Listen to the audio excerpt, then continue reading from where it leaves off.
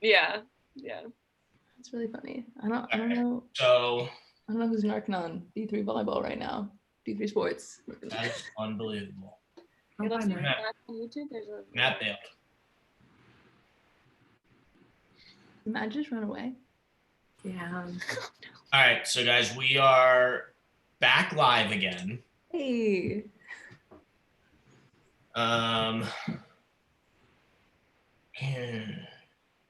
could reenact a play-by-play. Yeah. I'm not getting any volume. Can you hear us, Matt? There we go.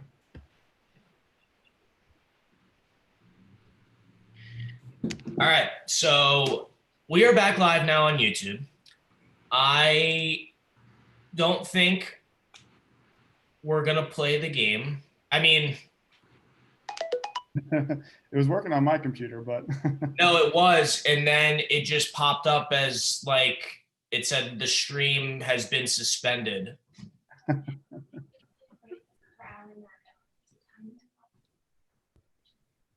Oh, that could also be it. What? Yeah. Okay. No, that's would be a better explanation. I believe it sets a time limit of 4 hours for our YouTube stream, and we've been live. So, all right, let me. It sounds like, I think somebody said they're getting a message that like it's because we like policy violations, like we're not. Oh, like maybe they just didn't notice the old ones, the other NCAA streams, but we can try. Yeah. It's either because of the NCAA streams or because of a 4 hour limit. I don't know which one. Got it.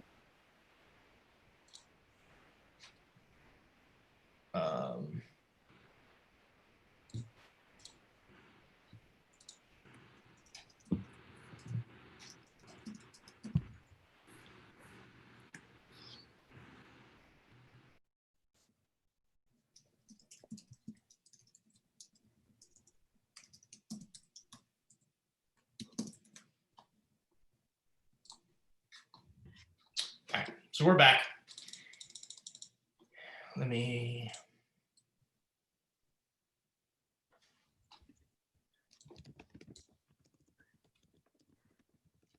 All right, people are joining back in again. So I guess we can just, I'm not going to risk playing the video anymore because I don't know what was the reasoning for them shutting the stream down. So we're just going to have a conversation here for the next 10, 15 minutes or so about that week. Matt, I think you're the one person I haven't kind of asked that question to. When you kind of think back, this was your first season back at Hopkins after being the coach previously, and then returning back to Homewood, returning back to Baltimore as the Blue Jay coach, and in your first season going 35-0. And so when you think back to those 3 matches in Cedar Rapids, you think back to that week, what kind of jumps out in your mind first? honestly, like what jumps out of my mind is the time we spent off the court. I think when we're on the court, we're just so dialed into what we're doing. I was telling Morgan this the other day when she was talking to me. I was like, I don't even remember some of the matches. I remember being there and I remember going back and watching. But for me, it was more just the time we got to spend, off the court, going out to eat, around the arena, doing the Special Olympics. Like that was, to me, that's the things that I remember probably the most. But as far as the games, I mean, we were just kind of doing our thing. I mean, we prepared the same way all 35 games. And so by the time we got to that game, it just felt like another game. I mean, we knew it was a national championship and we certainly probably had some excitement inside, but for the most part, we were just trying to execute the game plan. For those, I see some more people coming into the YouTube page. I believe we were kicked off for playing an NCAA video, despite the fact that we've been playing NCAA videos all night, and that's never been an issue. But we're here with the 2019 Johns Hopkins women's volleyball team, the national champion 35-0 women's volleyball team. We have Simone Bliss, Louisa Kishton, Morgan Wu, and head coach Matt Troy. Lulu, I'm going to kind of kick this over to you. This was your senior year. You and Hannah, the only 2 seniors on the team of just 10 girls to begin with. I kind of want to get into your mind of knowing going into that national championship that this is, for all intents and purposes, your last real competitive volleyball game, and to be able to go out with a win, like that's something that not many people in any sport can really, can claim for the rest of their life. Yeah. Just being able to play volleyball for that, like the fullest season you can kind of have. We were the last two teams playing, no matter what happened that night.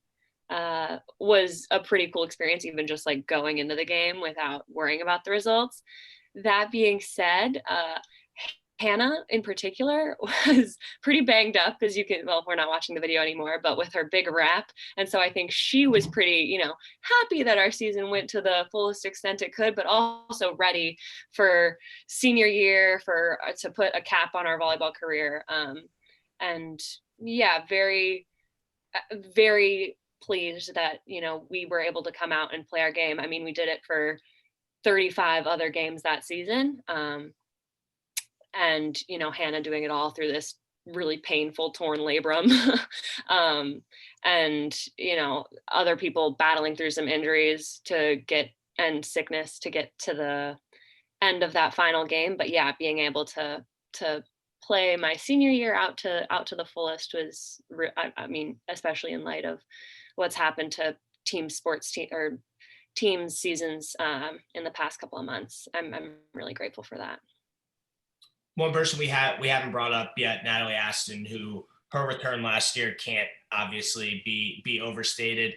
And Simone, you bring Natalie back at the beginning of the season.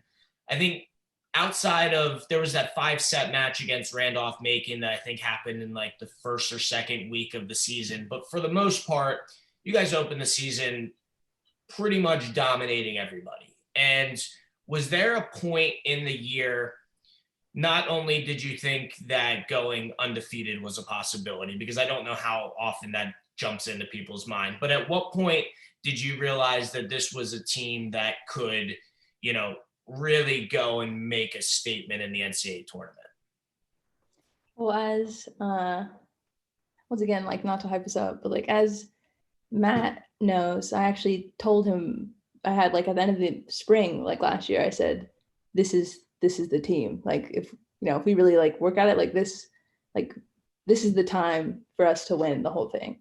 And so even before the season started at all, even before we had like, oh, we haven't lost yet, yay, like, I knew that we could do it. Like, I was confident. And so it was just a matter of like execution and like commitment than like potential, if you know what I mean.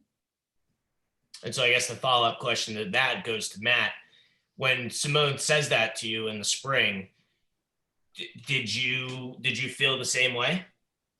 Yeah, it was interesting. I think I knew they were very good as we went through the spring season, but when we went for our play day, and we ended up playing 3 D1 teams in our play day, and we beat them all. Like, I thought that to me was a pretty good sign of, hey, this could be a pretty special thing. I felt like it was an Elite 8 team for sure. And then once you're there, I mean, anything can happen. And as our season kept going on and we kept getting better, and, I mean, they're just amazing. And so, I had the utmost faith in them. And so, Morgan, 35 wins in a row.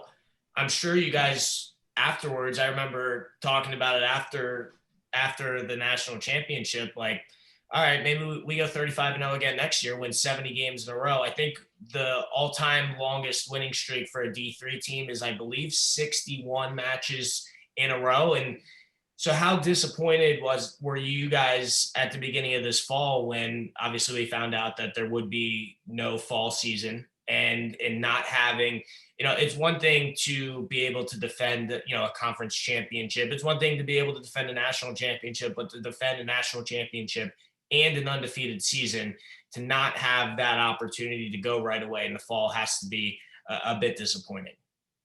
Yeah, I mean, obviously, like, getting that news was pretty hard, and just like having to, even contemplate taking a year off or a semester off in order to get maybe a shot at another season with my teammates. Honestly, it's just about like the opportunity to play with my teammates that I love so much, like being lost. But at the same time, I am really grateful that we did have the experience that we did, like just the year prior, and I wouldn't change anything for the world. And, you know, like the entire summer was essentially like a lead up of like, you know, starting with March telling us that we had to go home, and then just continuing from there. It was kind of, you know, to be expected given the state of things in the world. And I do think, you know, while disappointing, it was kind of necessary. So, you know, in the end, all you can really hope for is the chance to play again. Obviously, just, you know, even as friends, like setting up a grass net or beach net somewhere, as I did with Lulu all summer. And yeah, being grateful for the experiences and times that we've had. Yeah, that was gonna kind of be my next question. Are you guys able to kind of do any work, whether, you know, all being out on the West Coast or being from the West Coast, having some beaches to be able to go to and get some work in? Has that been something that you were able to do over the summer? I guess I can pose that question to Simone to start. Yeah, I mean, I was in Baltimore over the summer, like mostly by myself for a while. So it's a little bit, it's not like kind of like basketball where you can just like kind of shoot in a park or whatever, or like soccer where you can just kind of like kick around like by yourself. Like it is very hard to kind of like train volleyball by yourself, especially the things that I want to train on really are, you know, people doing things to me, like hitting at me or like serving at me and like that kind of thing. So just kind of like free balling against the wall is like not really in question. But now that like, you know, like Hada is back here with me and she's like her shoulder's gotten better, like there's opportunities to go to like Baltimore Beach and to go to like grassy areas and some people, we have some friends, some guys who like have a net and like that kind of thing. So yeah. Awesome, Matt. I'm sure people that are watching at home they're probably wondering, are you going to stick with a 10-person team moving forward, or are there plans in place to kind of expand the roster a little bit? You're muted again. No, we definitely expanded the roster a little bit. I think, if anything, it's nice to have that additional depth, and you know, it also gives a little bit less reps in practice. I think we were getting a little repped out at certain points during the season, and we would cut some things short. And so yeah, I think right now we were going to be up to 17 for this season. So I'd say our typical number is probably somewhere between 15 and 17. You're going to be able to scrimmage. We can scrimmage, yes. We can do 6v6. We got pretty creative last year. Yeah, not going to have to bring any people in off the club team or anything like that. For those of you that are just joining us, we apologize. We got cut off from playing the 2019 NCAA National Championship, where Johns Hopkins knocked off Emory in 3 sets to claim their first ever national championship and cap off a 35-0 season. We're wrapping up here, guys. But Simone, I guess kind of we'll go around. We'll go around the room here and just your lasting impressions of that 2019 season. You know, maybe 10 years down the line, what is it that you're going to remember most about that year? I can definitely say without a doubt that was the most fun and just the best volleyball year, like the best volleyball that I've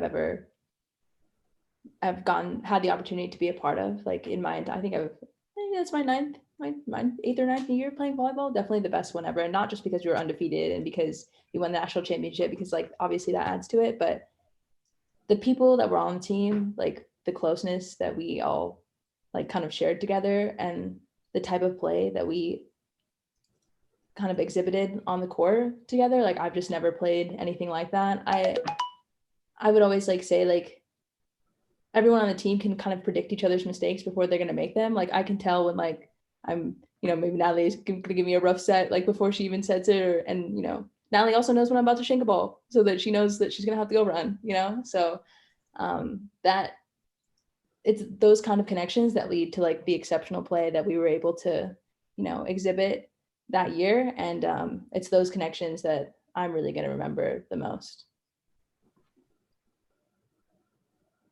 We'll shift that question over to you, Morgan. Sure. Yeah. So we'll go around the room. Okay. So going off of Simone, kind of I just felt like we were in such a groove, like starting from day one. Like we all came in it and ready to play, and so ready to just be with each other and play the best volleyball of our lives. And I think that entire semester for me was just like a groove that we started in because of volleyball. Like, I don't know, classes went super smoothly. Everything was just like, we traveled so much and we got so much closer as a team. And then every single time we stepped on the court, it was just like, another chance to put our machinery into action, kind of. And to be able to see that both, consistently in practices and during the games, obviously. And also the support of all of the people that were behind us, our staff, Matt, Sarah, John, all our alumni. Like, we really felt the full force of the program behind us. So that's something that I'm going to treasure forever. Lulu, we'll kick it over to you. Yeah. Like I said, I'm so grateful for the timing for my senior year, which is a little selfish, but yeah, I'm very grateful to have had that last season.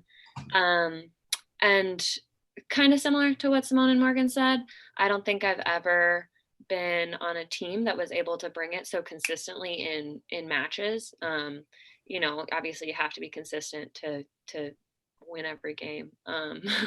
But our ability to do that, I think, just made it so fun to be out on the court, whether it was because, we couldn't play 6-on-6 in practice. And so when it was game time, we knew it was game time.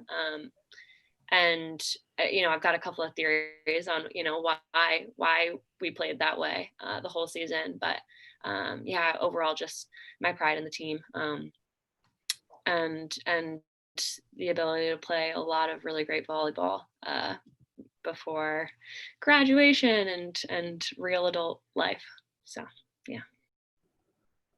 And then Matt, we'll let you close it out. It's a good question. I think for me, I'm going to really remember the process of just building the relationships with each of them individually. And, for me, I felt like the stranger coming into the program because they had all known each other and played with each other for a while. And so, I just really wanted to take my time to get to know them and do what was best, for them in any way that I could, based off even the advice that they gave. I thought we just worked really well together as a group. And, it was never us telling them what to do. I mean, it was always a conversation, and it was always, how can we do this together? And I think for me, that's the biggest thing that I take away, as a coach, is how can we continue to keep that environment going, and, and having the reflection on that season. I think as we go on, I mean, it's just going to be some great memories. Well, guys, thank you all so much for joining us again. To our viewers, we apologize for the video issues, but I think the more important part was being able to just sit down, the five of us, talk about, relive that season from a year ago. I want to thank you guys for kind of giving me the most fun that I've ever had really covering a team. That was an awesome fall. That was an awesome trip to Iowa, and it was a great season. Congratulations. Best of luck with this fall. Hopefully, maybe we'll have a spring season to be a part of, and if not, we'll see you for the spring semester. But guys, thanks so much for joining us, and be safe, be well, and we'll see you soon. Thanks, Matt. Matt. It was great to have you along for the ride too. Yes, it was. It was a great time. Our breakfast spot that we went to that one day was incredible. My chicken and waffles was very good.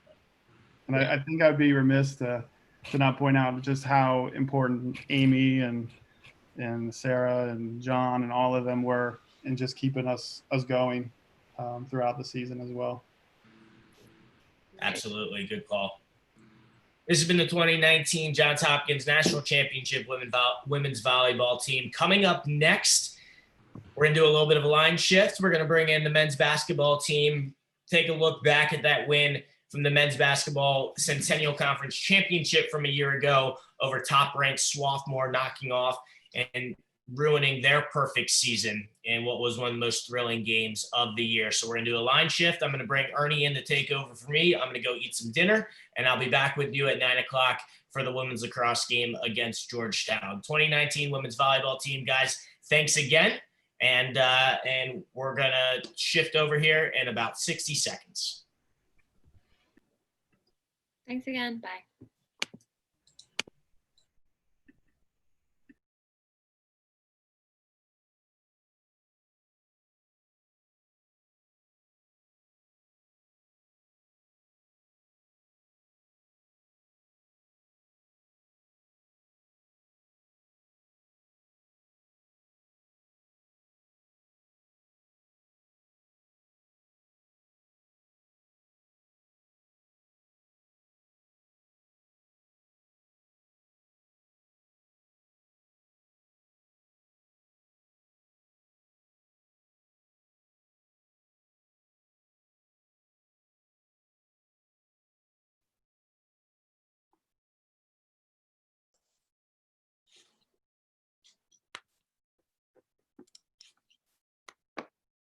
What's up, Ernie?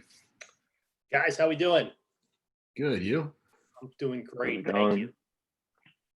We are ready to roll. I'd like to welcome everyone to the next round here in Hop-A-Palooza.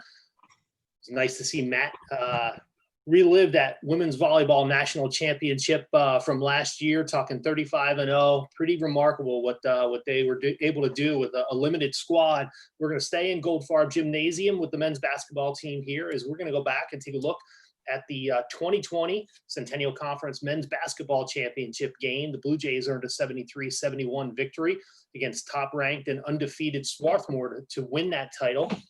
That's the Blue Jays' second title in 3 years, fifth in program history. Joining us today, three members of that team and our head coach. So Ethan Bartlett was a sophomore guard on the team last season. Connor Delaney was a junior guard on the 2020 team, and Chidnake was a sophomore forward on the 2020 team. Head coach Josh Leffler joins us. He finished his third season at Johns Hopkins last year. The Blue Jays are now 66-18 in 3 seasons under Josh's direction, 2 Centennial Conference titles, 1 runner-up finish, 2 trips to the NCAA tournament. Gentlemen, I'd like to thank all of you for joining us here as we take a look back at last season's championship game. First, I only see people now on Zoom, so I need to ask, how's everyone going? Chid, we'll start with you. You're a Baltimore native, so why don't we start with you? How are things going? How's virtual learning treating you? Well, wouldn't just call myself Baltimore native. I'm from the area, but Diego's the real Baltimore native. Other than that, virtual learning has it's been a ride. Classes every day, classes with more assignments every day, and just making sure that I'm on top of everything while still trying to keep up with just the athletic rigor. Working out with Connor pretty much daily, trying to go hoop with some guys at like Latrobe Park and Cathedral. But other than that, I'm keeping up with it. And yes, that's all you can do at this point. I guess to some degree, it's sad to say we're a little bit used to it because you guys finished last year, this way. Yeah. Connor, how about you? It sounds like you're down here in Baltimore. Other than a tough season opening loss for our Eagles, how are things in your household going? Yeah, that was a tough one. I had to watch that one on the couch with Tom. We were both pretty devastated, but things are going well. I'm enjoying living down here with Chid and Braden and Tom. It's been fun. Classes are going pretty well so far. Can't really complain about that. And as Chid said, just keeping up with the basketball stuff. It's been good to get back and playing with my teammates. So that's great. Ethan, how about want to know going for you? Everything's been good for me too. I'm also back down in Baltimore, but I'm not living with the rest of the guys in the house, so I haven't even really seen them yet. But thankfully, I've been able to keep up with basketball stuff. I'm living with Diego, so we've been getting to the park, getting some shots up. It's been nice to play someone that's not my dad. Must feel a little weird. We'd probably be about 3 weeks away from starting practice, and here you are, having to take classes online and just find time to get some work in. It's got to be a little different for all of you. You've probably been playing basketball for 10, 12, 14 years. Any of the three of you can jump in. What's it feel like to know that you're not going to start a season in 3 weeks or 4 weeks? Well, one big thing that we have on our team is actually started by Connor was October 14th, October 15th, the day before the season starts. It's Christmas Eve. Just happy boys, looking forward to the start of the season. So that's definitely something we're going to miss this coming fall. But at the same time, we know that just because we don't start the season in 3 weeks doesn't mean that we can't get better. So that's just constant improvement. One of our team, I wouldn't say mottos, but one of our team goals, one of our things that makes us distinct is sustained effort. And it's just a matter of just keeping up with that sustained effort, regardless of if we start in 3 weeks or 3 months. So, Coach, that must make you pretty happy to hear that coming from your team. But still, it's got to be unique for you. You haven't been with your team as a group in I guess 6 months probably now. What are you and Ricky Hernandez, Matt Colpoys, your assistant coaches? What are you guys doing right now? We're trying not to drive the guys on the team crazy. We're trying to help them however we can. We're trying to be there for them, in terms of just supporting them as they're going through, a different kind of semester academically, socially, just trying to do whatever we can to help these guys. And, we're recruiting virtually. We are, trying to put together a good, program for a virtual team semester. And obviously we're all spending a lot of time with our respective families, probably more than even some of our family members would like us around at times. So I think everybody is going through a little bit of a change from the coaching staff to the roster. I know you have 2 little ones, and my kids are a little older. I don't know how you guys with younger kids are doing it, but I hope that's all going well. And I know you're homeschooling right now, so let's move on from that. We're going to jump into the game. We can have Matt roll the video now. There's going to be about 9-10 minutes to go in regulation. So he's going to start the game, guys. We're just going to roll through this. I'm going to interject with some questions. I'll direct them to some of you, individually. But we're going to get going. It's a 1-point game here at this point. And as you may recall, there were 12 ties, 12 lead changes. This was back and forth. Neither team led by more than 5, the whole way. I felt sitting at the scores table that this was an instant classic, and I could feel it as you're playing in a game like this. Do you also feel that way? Ethan, why don't you chime in there for us? Could you tell that this was a pretty unique, pretty special game as it was unfolding? Yeah, it definitely felt special. It's kind of rare to be in a gym with that kind of energy. So the fact that it was that close of a game, wire to wire, with that many people, both supporters of Hopkins and supporters of Swarthmore, it was definitely something that I could tell was special in the moment.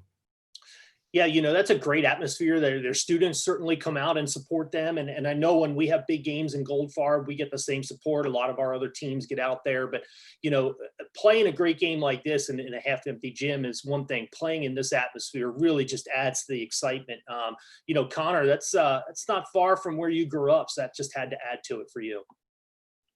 Yeah, for sure. Not this game, but the one we played in the regular season at Swarthmore. I actually had probably 18, 20 family members come out, and unfortunately it was a loss, but it's always great to, go up 95 and pass my exit and let everyone know that that's my exit. So there you go. But I've through 3 years, I've grown to feel pretty comfortable in this gym, and always look forward to, coming back 20 minutes from home and getting, my family, my friends out to the gym and just have a blast playing in that gym.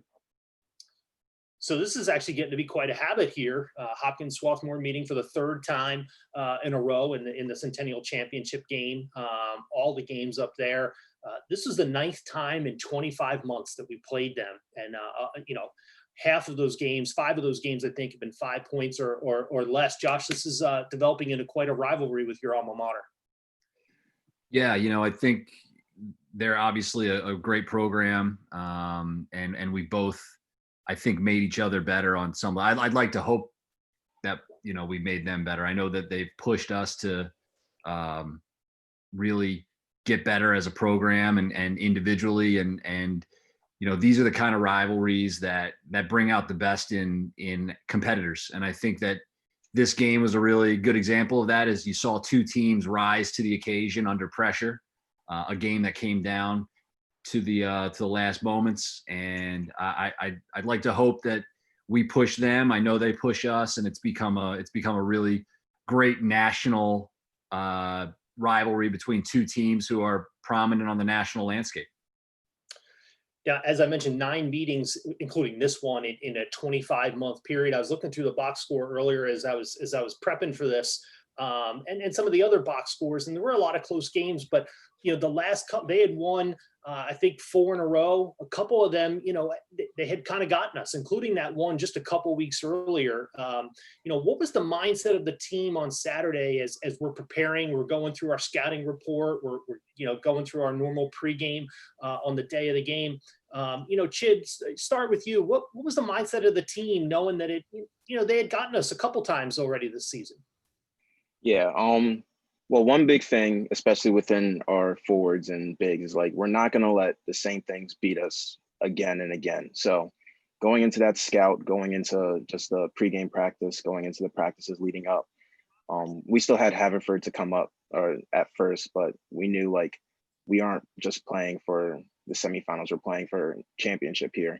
So like, even when we were going through the Haverford scout, we were really paying attention to details, so nothing could really slip by us.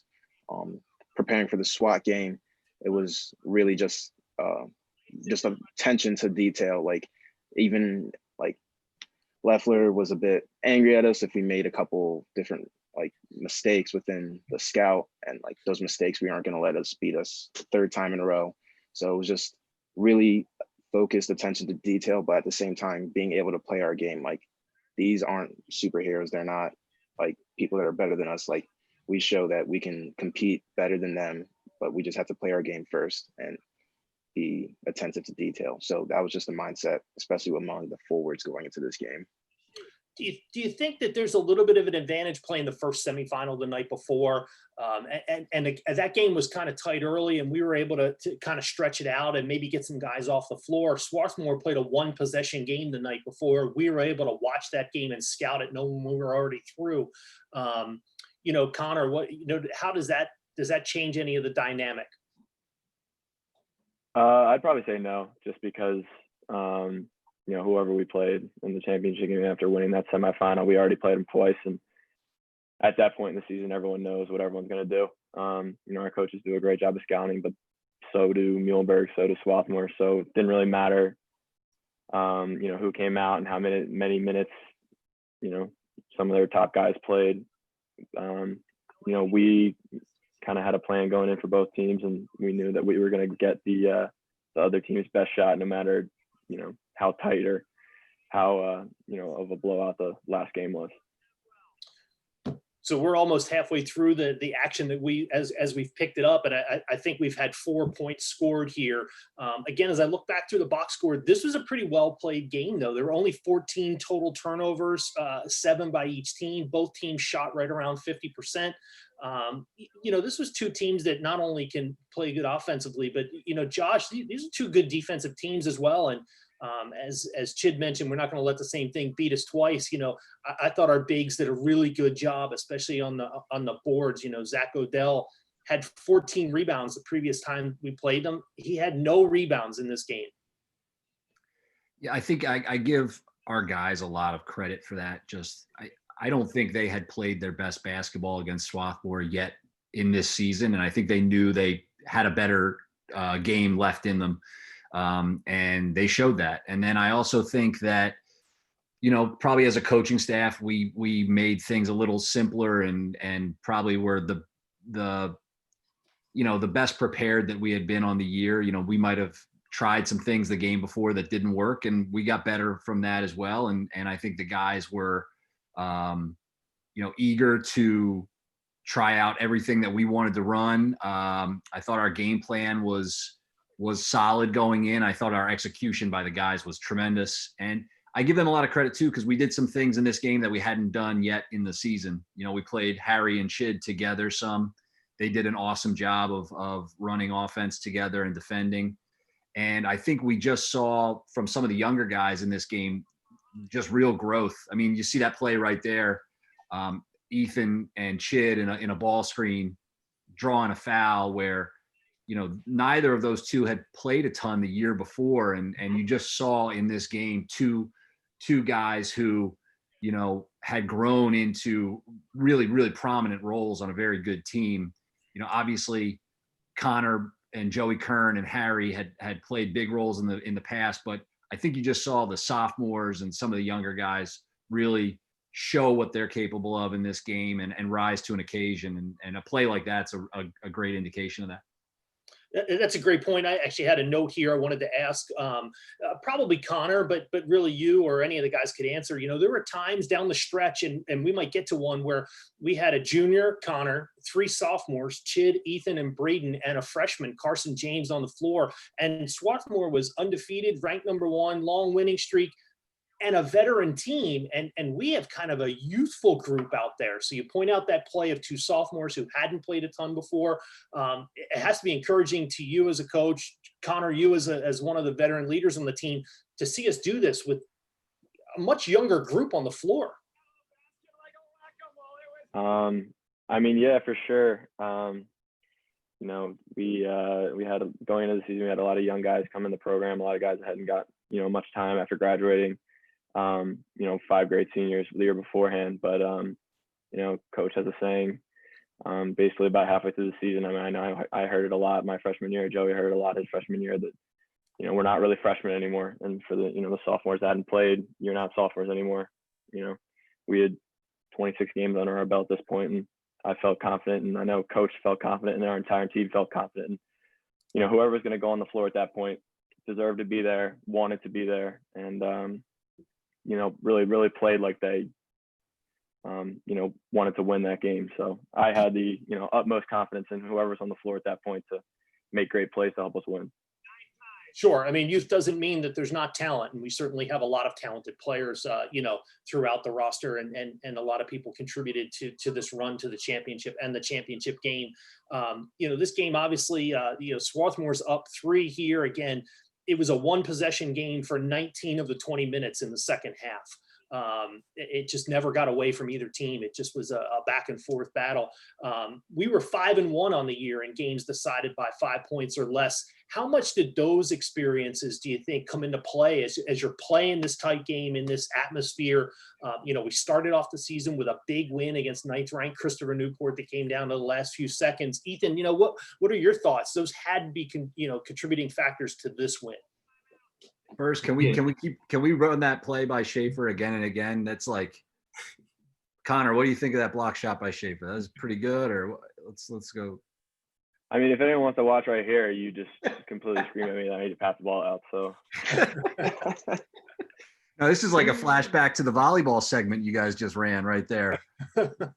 Seriously. With having been in a lot of close games this year, and like we kind of talked about before, I didn't really play much last year, but for the sophomores, a lot of these games didn't really go our way last year. And I think just being in those situations kind of helps you from a composure standpoint. So, when it gets down to crunch time, everyone can kind of take a deep breath, and it's the feeling like, we've been here before. If we just stick to what we do, everything's going to end up working out. And at the end of the day, that's where you really have fun. These are the kind of games, those kind of moments that as a basketball player, or even as like any kind of competitor, you really live for. Well, there's no doubt, and I know Josh is big on scheduling a good non-conference schedule, and again, opening with Christopher Newport, we pick up a win there. Big play late in the game. Chid, do you remember that CNU game? Did you do anything at the end of that game that you might remember? Anything you can recall? I just did what I usually do and just try to get a board. So that's what I go for. It worked out well. I don't know if you guys have ever watched the highlight. We do stats at the other end of the bench from where our team sits. And the coach from Christopher Newport, when you made that basket, turned around and hit the scores table right in front of our computer, as hard as anybody has ever hit the scores table. If he were a foot closer to me, he'd have destroyed our computer. So he wasn't real happy with you right there. right there, Chid. Ernie, we also just got to see, I don't know if you know this, but Ethan is really, he's been in a lot of close contact with the refs over the past year, just helping them understand the emphases on the rules. Ethan probably has the best, ongoing conversation with refs, just a real love relationship there, and we got to see that in the, I mean, he's just got a really, really good rapport with that guy. I think, we see that. My favorite. I send him Christmas cards. Just because we're not playing right now, don't forget him this year then, okay? I mean, you gotta make sure you take care of the guys that take care of you, right? So we're at 66-65. Again, like I mentioned, the last 19 minutes of this game, it was a one possession game the entire time. Neither team led by more than 3. Actually, I guess maybe Swarthmore led by 4 for a brief period of time, but it was basically a one possession game. Josh, as you and your staff are talking on the bench and trying to figure out what to do, you said you were playing Harry and Chid a little more than you had, but really you're not making huge changes at this point in the season either. At some point, you got to say, okay, we got to do what we do as well. Yeah, I mean, I think what we wanted to do in this game was just very specific things based on what we had seen Swarthmore do defensively for us when we talk about our offense. And I thought we did a good job in the week leading up to the semifinal and final of preparing some things. I thought the guys had a great week of practice. And I think, really the one thing that can't be overstated is probably how nice it is to have a veteran point guard like Connor, because, he has such a great understanding of like the things the coaching staff is trying to say will probably work. And in a loud gymnasium, in an unbelievable atmosphere, he did a great job of putting the 5 guys on the floor in good places and a position to succeed based on things that we thought we would see. And then everybody executed from there. So that's that, upperclassman leadership and really your point guard being an extension of the coaching staff. And, I thought everybody on the team had a really good idea of what we were trying to do. And Connor did a really good job organizing us. So that was, just being precise was big.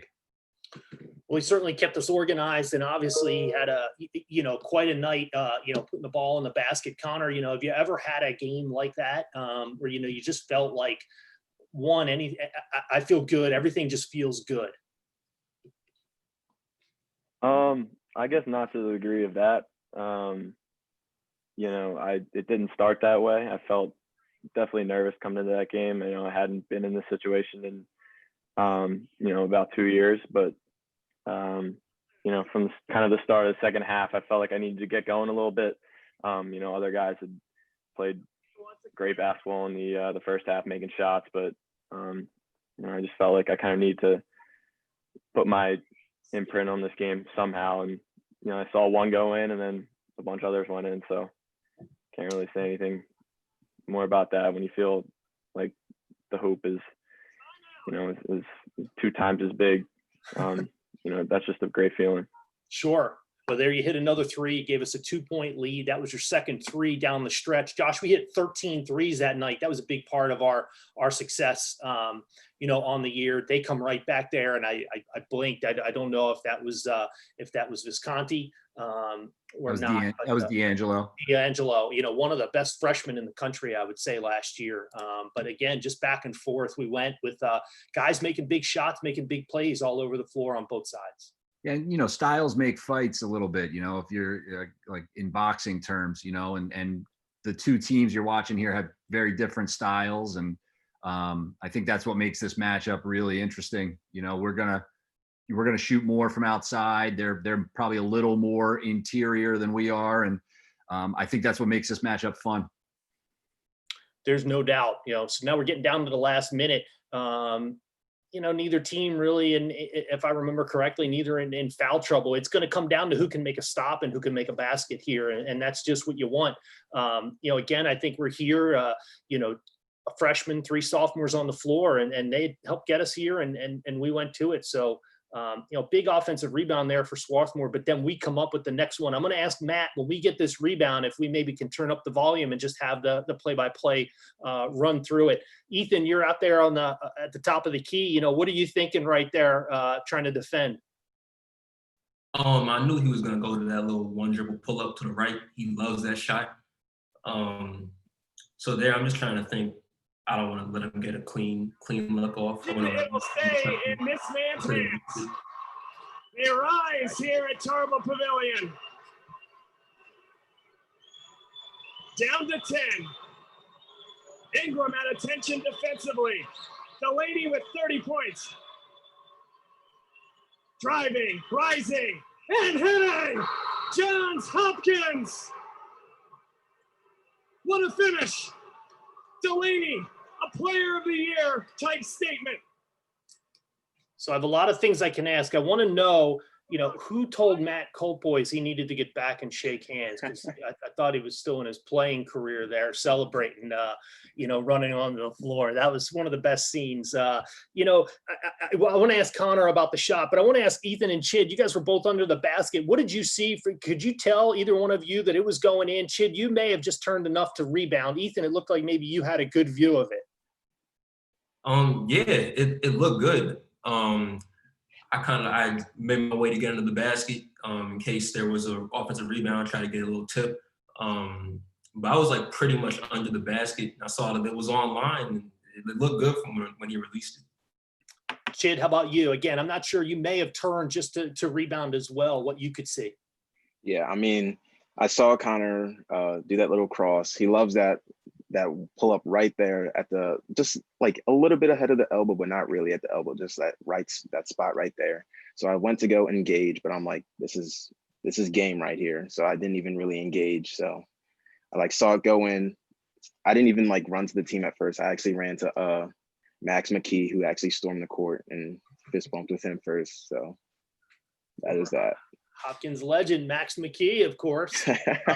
Josh, I'll ask you, how close were you to calling a timeout there when Braden grabbed the rebound, or did you know you weren't going to call a timeout? I thought about it, and then I looked at the clock and I saw that we could take the last shot. So I decided no. And Connor was like, "Don't call one." And I was, yeah, I got you.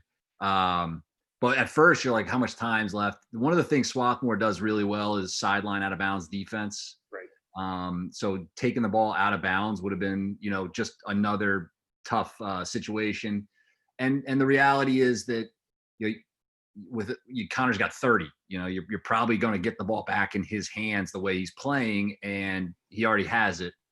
And the weird thing is that we had been in that situation going into halftime the night before, where Connor had made essentially the exact same shot going into the half against Haverford in a 1-4 low. And, it was kind of interesting to just see that play out again. And, he did a slightly different move to get to the spot, but with really good players, if they can get to their spot on the floor, they've got a great chance in that situation to end the game. So there was, really no need to make things any harder. So then we'll finish the discussion of that last play off with Connor. Connor, just talk me through it. It sounds like you knew what you wanted to do. That's your sweet spot. Just tell me what you were thinking. Well, I guess I kind of want to clear the air a little bit. I figured I was the one that told Coach Leffler to not call a timeout, but if he was thinking about it early enough, then props to him. I threw a big wave at him, like, don't call one. But I knew that we wanted to get the last one, like the last one. That was my first thought, not give them an opportunity to get a heave at half court or have something crazy happen. But, I've been getting to that spot since I was 7 years old. So figured, once they didn't send a double team with, less than 10 left, that I was going to have to make a play. And, as Coach said, did it the previous night in less big circumstances, but, felt really comfortable taking that shot. And when it went in, that's kind of, I had a great don't really remember much after that. At the scores table, and I got to tell you, it was pretty exciting to be there and to see that and to see the excitement of the guys.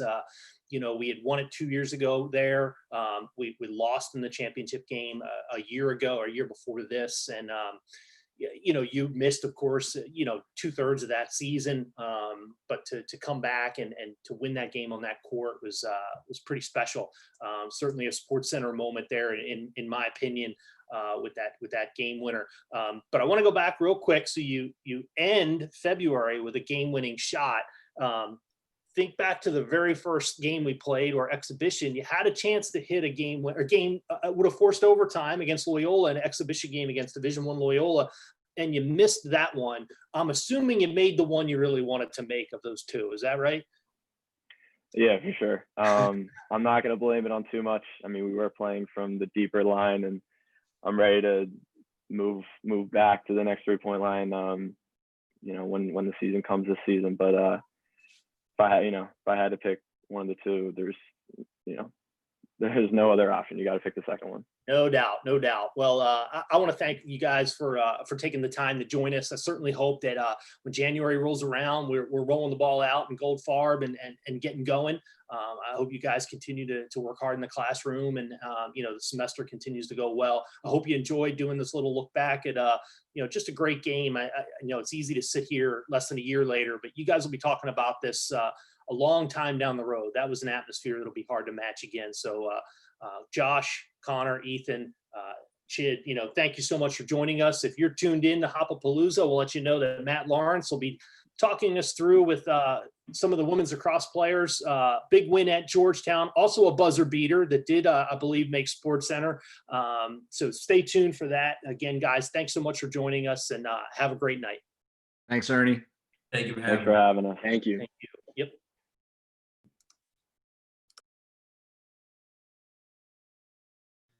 All right. Big thanks to Ernie and the men's basketball team for joining us. What a win that was for Johns Hopkins, knocking off Swarthmore, ruining their undefeated season, and taking home the Centennial Conference Championship. Ernie previewed it a little bit, but right now we're going to bring in some members of the Johns Hopkins women's lacrosse team. He didn't ruin too much for us. He said it was a buzzer beater. He didn't exactly explain what the buzzer beater was, so we won't spoil that for anybody. So as we bring in our women's lacrosse members, head coach Janine Tugger, we have Kat Garvey, Aurora Cordingley, and Maggie Schneider. If you guys can turn your cameras on, turn your mics on, introduce yourselves. Welcome in, everybody. I know you guys just finished up a team meeting, so big thanks for hopping on here, taking some time out. I know it's getting late.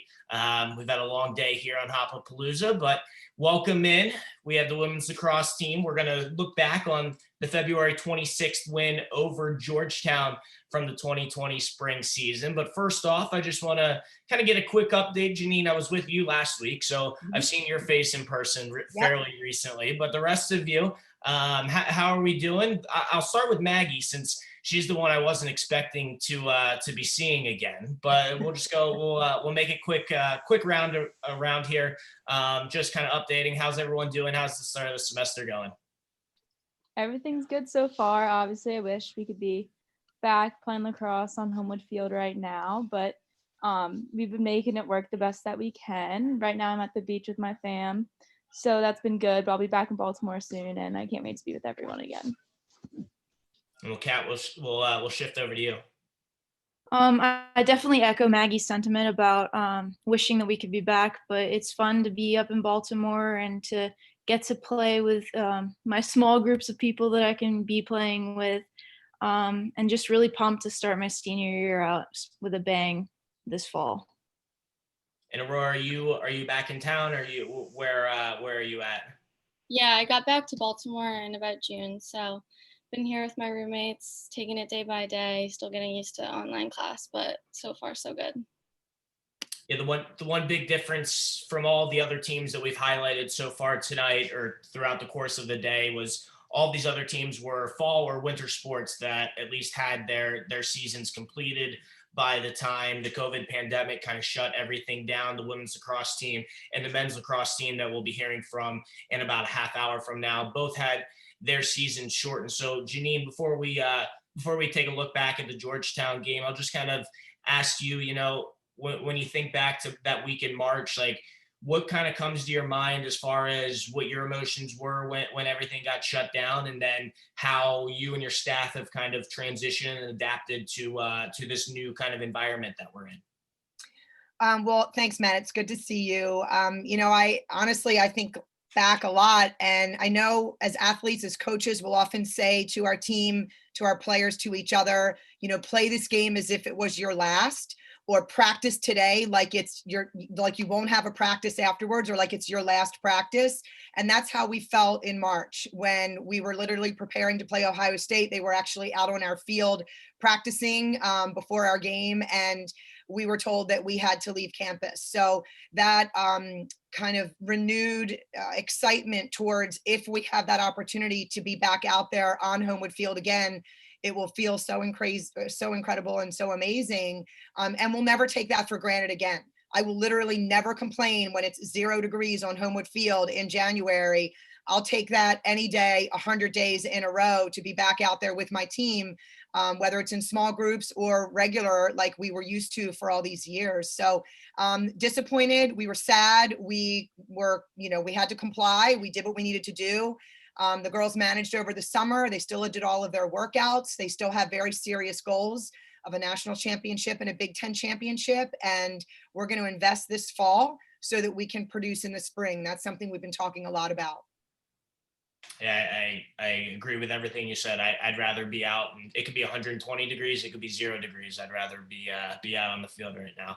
Yeah. But we're gonna shift things up a little bit. We're gonna get happy here for a little. We're gonna take a look back at the Georgetown game from a year ago. Unlike the other videos that we've had so far today, this is gonna be a kind of a combination. We don't have the broadcast file from the game, so if you're watching at home, it's just going to be a lot of highlights. You're going to see some different camera angles, and we'll try to update you on the score throughout. But the more important part is just kind of looking back on this game. And Maggie, I'm going to start with you, because you've now played Georgetown 4 times in your career. Every time that you have played Georgetown, it's been a 1-goal game, one way or the other, or it's gone to overtime. So what is it that, when you play against Georgetown, what is it that they do and we do that makes this such a competitive game every single season? I think we're both just very similar teams, and just our style of offense and defense. Like you said, every single year it has been until the last minute, either going into overtime or not. I know last year was one of the most exciting games too, when I think it was like 0.08 seconds left and we won. Right. It was kind of the same as this game. So honestly, this game is so close every year. I think just because every year we go in, both teams are expecting a really good game. So, I mean, it was back and forth. Everyone on both teams just know how to fight and are very competitive. So I think that's kind of why it's been so close all 4 years. It's insane how close it's been. So we saw a goal from Maggie. We're going to see quite a few plays made by Aurora in this game. And Aurora, I want to kind of phrase this question to you. When you think back, was there were you feeling a little different coming in? Because this was, in my opinion, one of the best games that I think I've seen you play in your time at Hopkins. So, what was clicking for you that day? What do you think back when you remember that game as far as your personal play? Well, first, thank you for that. But I think I give all my credit to my team. We were just so unselfish, and normally whoever has the best matchup that game will get the ball a little bit more. So luckily my teammates had more confidence in me that game, and I was able, to have the ball for a few extra touches, and they just work so well off ball for me. So they don't give the defense a chance to slide. And Kat, we'll get to you in a minute, because no spoilers or anything, but you made a pretty important play in this game. But Janine, I know when we talked at the beginning of the season, one of the big things that you were looking forward to is, especially on the offensive end, you had Maggie, you had Mac, you had Aurora, you had a lot of experience on that attacking line. And now, if we want to look at not necessarily a positive of what we can take from the spring, but now you have an opportunity to bring them all back and have another year of this attacking unit. So how much does that excite you about the possibility of next spring of having them, and then having some of your younger girls now that are just a year older? So first of all, I'm definitely starting to like hyperventilate watching this game because it was honestly in my 27 years, one of the most amazing games I have ever been a part of. And like Aurora said, the girls worked so incredibly well together and they just would not quit. And that's something that is really important in our program. They fought until the very end. And so thinking about having this unit back, the offensive unit, the big guns that we were fortunate enough to have last year, that where it was cut short, I think they're that much more hungry. And I cannot wait to see how Maggie and Mac and Rory embrace the younger players, embrace their fellow teammates to help them grow through this fall and into this spring. But it literally makes me like hyperventilate thinking about the talent that we have and what we can do with it and how they bring each other along. They're just a very inclusive, unselfish, make each other better group. And I want to see that grow and continue. And our leaders, you know, in all of that will be the Rorys, the Macs, the Maggies on the team. We just saw a goal from Carly Steinloff there a few seconds ago, excuse me. Kat, as a goalie, what impressed you most about her, seeing her every day at practice? She was a freshman that really kind of burst on the scene. Big Ten Freshman of the Week, I believe the second week of the season. So what was it about her offensive philosophy and style that as a goalie you saw every day at practice that impressed you? I personally think that she's a fearless attacker. She takes every dodge, going like full speed. CT always calls her a little like Tasmanian devil in the field. She's always rolling. And personally in goalie world, we're always like Carly Steinloff shots are the scariest shots to see. So it really like seeing a player who shoots as hard and as determined as she does, it really ups goalie world's game as well. So I think that she, dodging full speed and putting her head behind every shot that she takes, like she's so determined and she is going to show some people up this year. I can definitely tell that. Maggie, I want you to kind of think back. This was an 8-7 Hopkins lead at halftime. We're just starting the second half here in this clip. Do you remember anything about that halftime speech? Any changes that you guys were looking to make on the offensive end? Or what were the messages from Coach Tucker there at halftime of a 1-goal game? To be honest, I don't remember too much, but I'm sure it was something along the lines of just, I'm pretty sure from what I remember, our first half was a pretty good half. So just keep going, we were very unselfish that game. So just, keep finding Aurora the ball because she was making plays, keep doing what we're doing. And if we just tighten up a couple things, then we can easily pull away. And I mean, I think it was a pretty consistent game. I mean, we had our ups and downs, but overall, I think we did a good job. Just had to tighten up the draw controls because that was definitely not the best point in that game. But the fact that we still made it such a close game when we really struggled there it really says something to our defense. They really did an amazing job. So we're looking now, it's a 14-12 game after that Georgetown goal. So now we're just going to go up to the coach's film. I believe there's about 3 minutes left, and watch the remaining of the game from this camera angle, I believe. Yeah, just want to make sure. But Janine, there was, I believe in this last like 3.5 minutes, there was maybe 3 timeouts called between each side. It seemed like every time one team got possession, a timeout was called because you guys knew how valuable possession of the ball was in these waiting moments. Think back to, those last 3.5 minutes and when we got possession of the ball, what the philosophy was in that timeout. Well, we talked about a couple of things, and I can vividly remember telling the girls that this Georgetown team will not go away and that we have got to play till the very bitter end because it's going to be a dogfight because it always is a dogfight. So we reminded ourselves of that. I know we talked a lot every time out about possession, the significance and importance of it, and getting that ball off of the draw and trying to make some of those adjustments with personnel and positioning. And we also talked about the defense starting our offense, that they had been doing such an incredible job. They really had messed with Georgetown and the significance and importance of any caused turnover that we could get. And then we talked about valuing the ball on offense. I know Coach Stanwyck really stressed that to the offensive unit is not, working for the first shot, but working for the best shot. And so those were some of the things that we talked a lot about at the end of that game. I'll pose this question to Aurora. I'm always curious, as an attacker in a situation like this where your team has a 2-goal lead, but it seemed like in those last 5 minutes, Georgetown was just dominating possession of the ball. They just kept having the ball in their offensive end.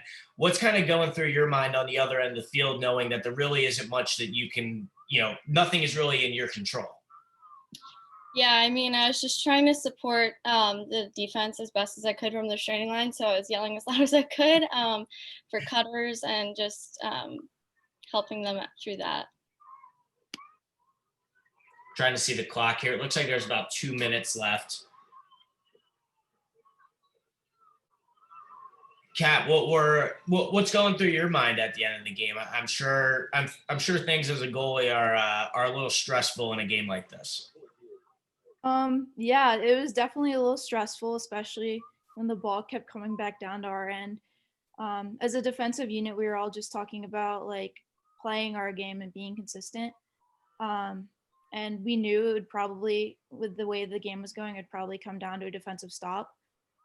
So basically all I'm telling myself is keep my defenders like paying attention to the ball, and if the shot comes, try to get a save as best as I can. Obviously didn't make it there, but eventually it worked out in our favor.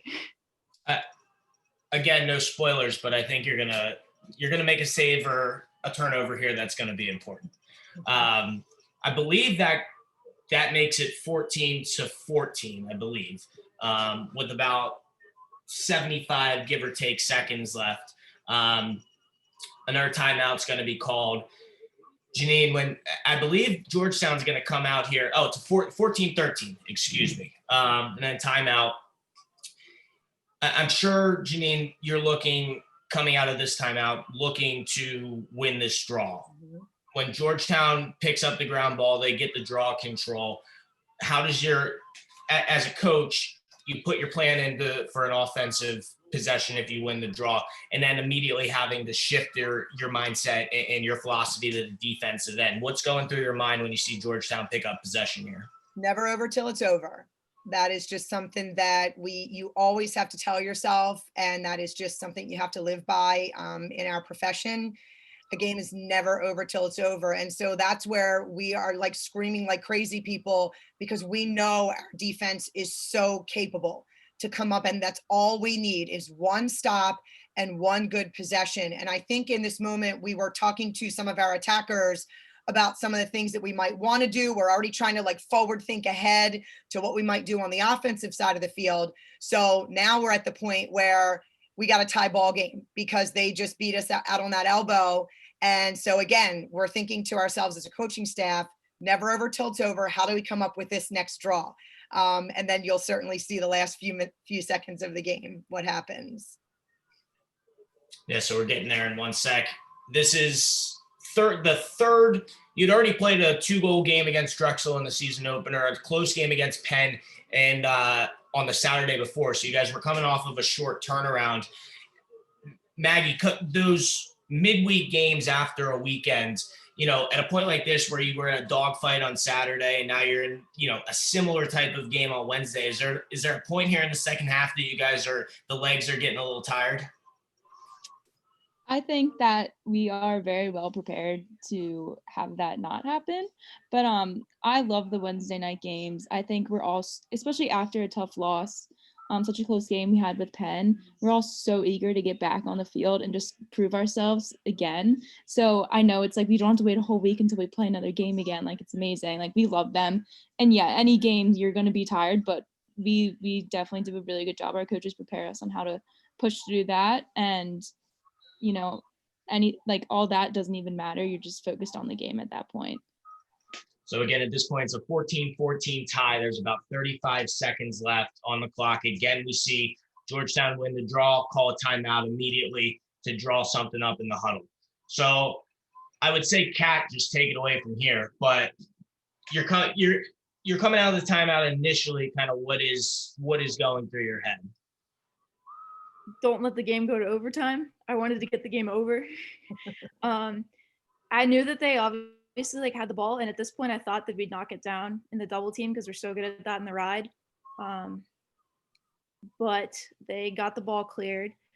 And at that point, they didn't from looking at their attackers, they didn't look as confident as they had earlier in the game. So I started thinking okay, I think something's gonna happen.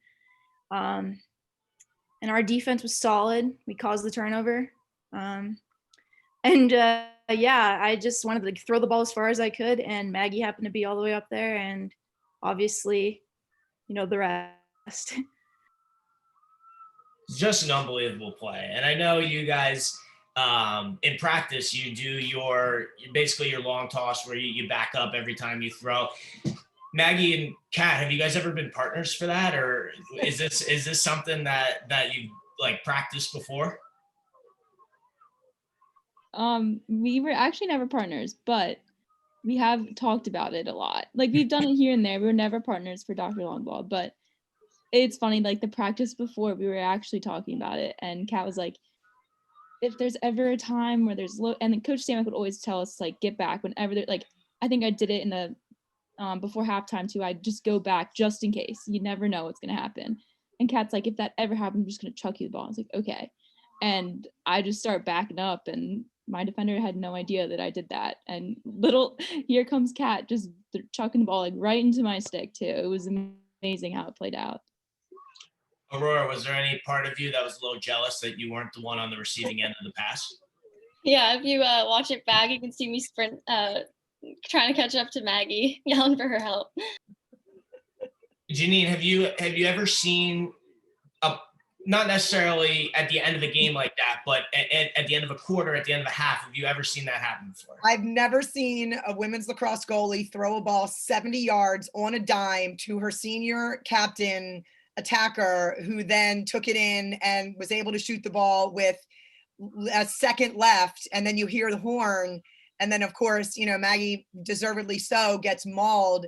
But she'll be the first one to tell you, Kat will be the first one to tell you, that was such a collective team effort, because nobody was willing to give up. Everyone was, willing to scratch and claw to the bitter end.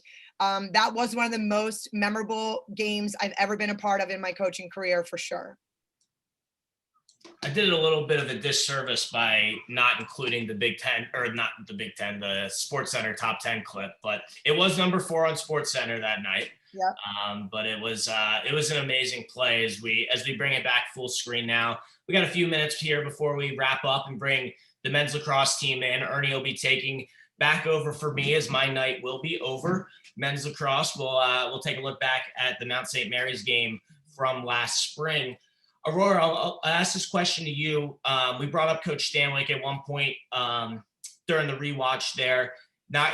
Coach Stanwick moving on to other things, not going to be back with us. New offensive coordinator coming in, and Kristen Carr. What have your conversations with her been like? I can ask Maggie the same question, but we'll start with Aurora. And what are you most excited about with maybe a little bit of a new offensive philosophy coming in next year? Yeah, definitely going to miss Coach Stanwick so much, but I think change is good. Coach Kristen definitely brings in a lot of experience and leadership, and she's proven her success at Stanford and Ohio State. So we're looking forward to working with her. Excuse me. It sucks that we can't be in person and get coached by her yet, but we're super excited to get that thing rolling in hopefully January. Maggie, I'll bounce that question over to you as well. Yeah, I mean, like Aurora said, definitely gonna miss Coach Stanwick. He's been our coach, my coach, the past 4 years. So, but I'm definitely excited for a new perspective. Coach Kristen is very she knows what she's doing. So it's gonna be different, but I'm excited for it. I think, everyone's gonna have to as every year, everyone's gonna have to fight for their spot as usual. But she just brings a new perspective to our team that I think will be really good for us, and I think she's going to challenge us in a lot of good new ways that we're not used to. So I'm definitely I wish we could be in person, but already we've had so many meetings about what we want this year to look like, and you can tell she's just very excited about her new role with us. So I'm excited to see what it's like when we get on the field together. And Janine, as we kind of transition and progress through the fall here, I talked to, I believe, I think I brought it up with the football coaches earlier today, and I think it was Jeff Brom, who's the head coach at Purdue, talk about how without being able to do in-person things, they've been doing so many more meetings, and his team's understanding of the playbook and the X's and O's is that much better because you're able to spend all this time sitting in meetings, going over film, looking through the playbook. Is that kind of the emphasis of this fall, is, especially bringing in Kristen with a new kind of offensive philosophy and, getting all of that nailed down so that when it is time to take the field and we can't get back to practice, it's full steam ahead? Yeah, there's two things going on for us this fall. First of all, I'm extremely impressed with my team owning their voluntary workouts and being very creative and very forward thinking and innovative in how they're going to take care of staying on top of their conditioning, their strength and conditioning. So I've been extremely impressed with the girls and what they've been doing to stay kind of at the Division I level for that without any direction from their coaches.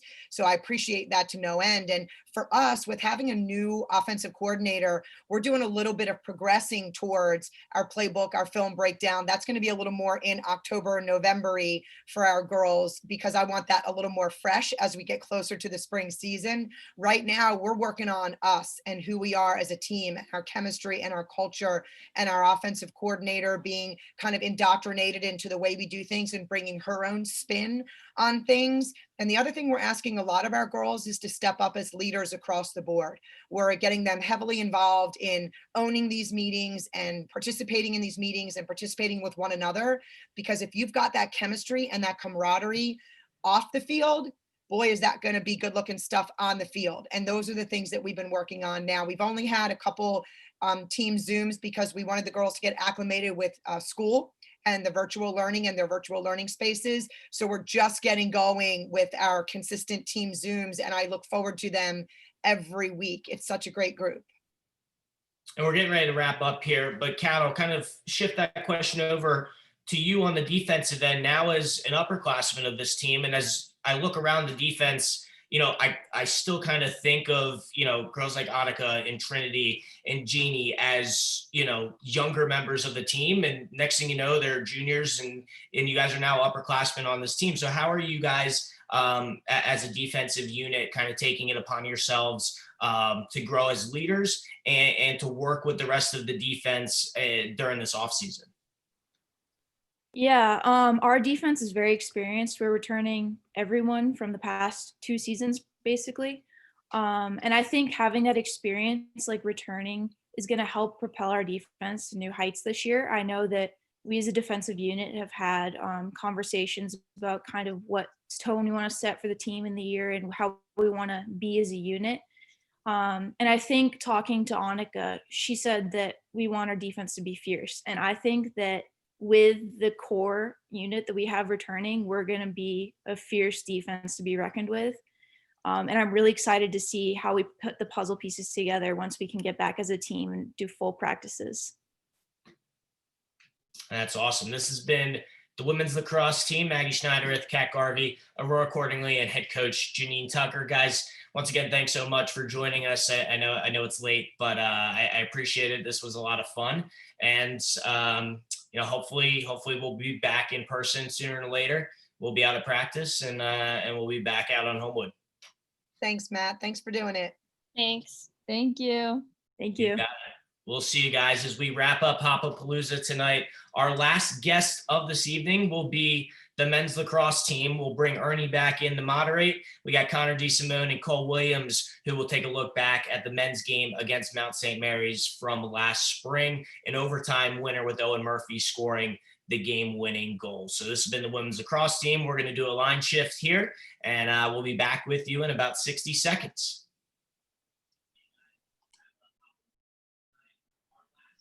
Good job, guys. We're still on this thing. I know. I think we can leave. Oh.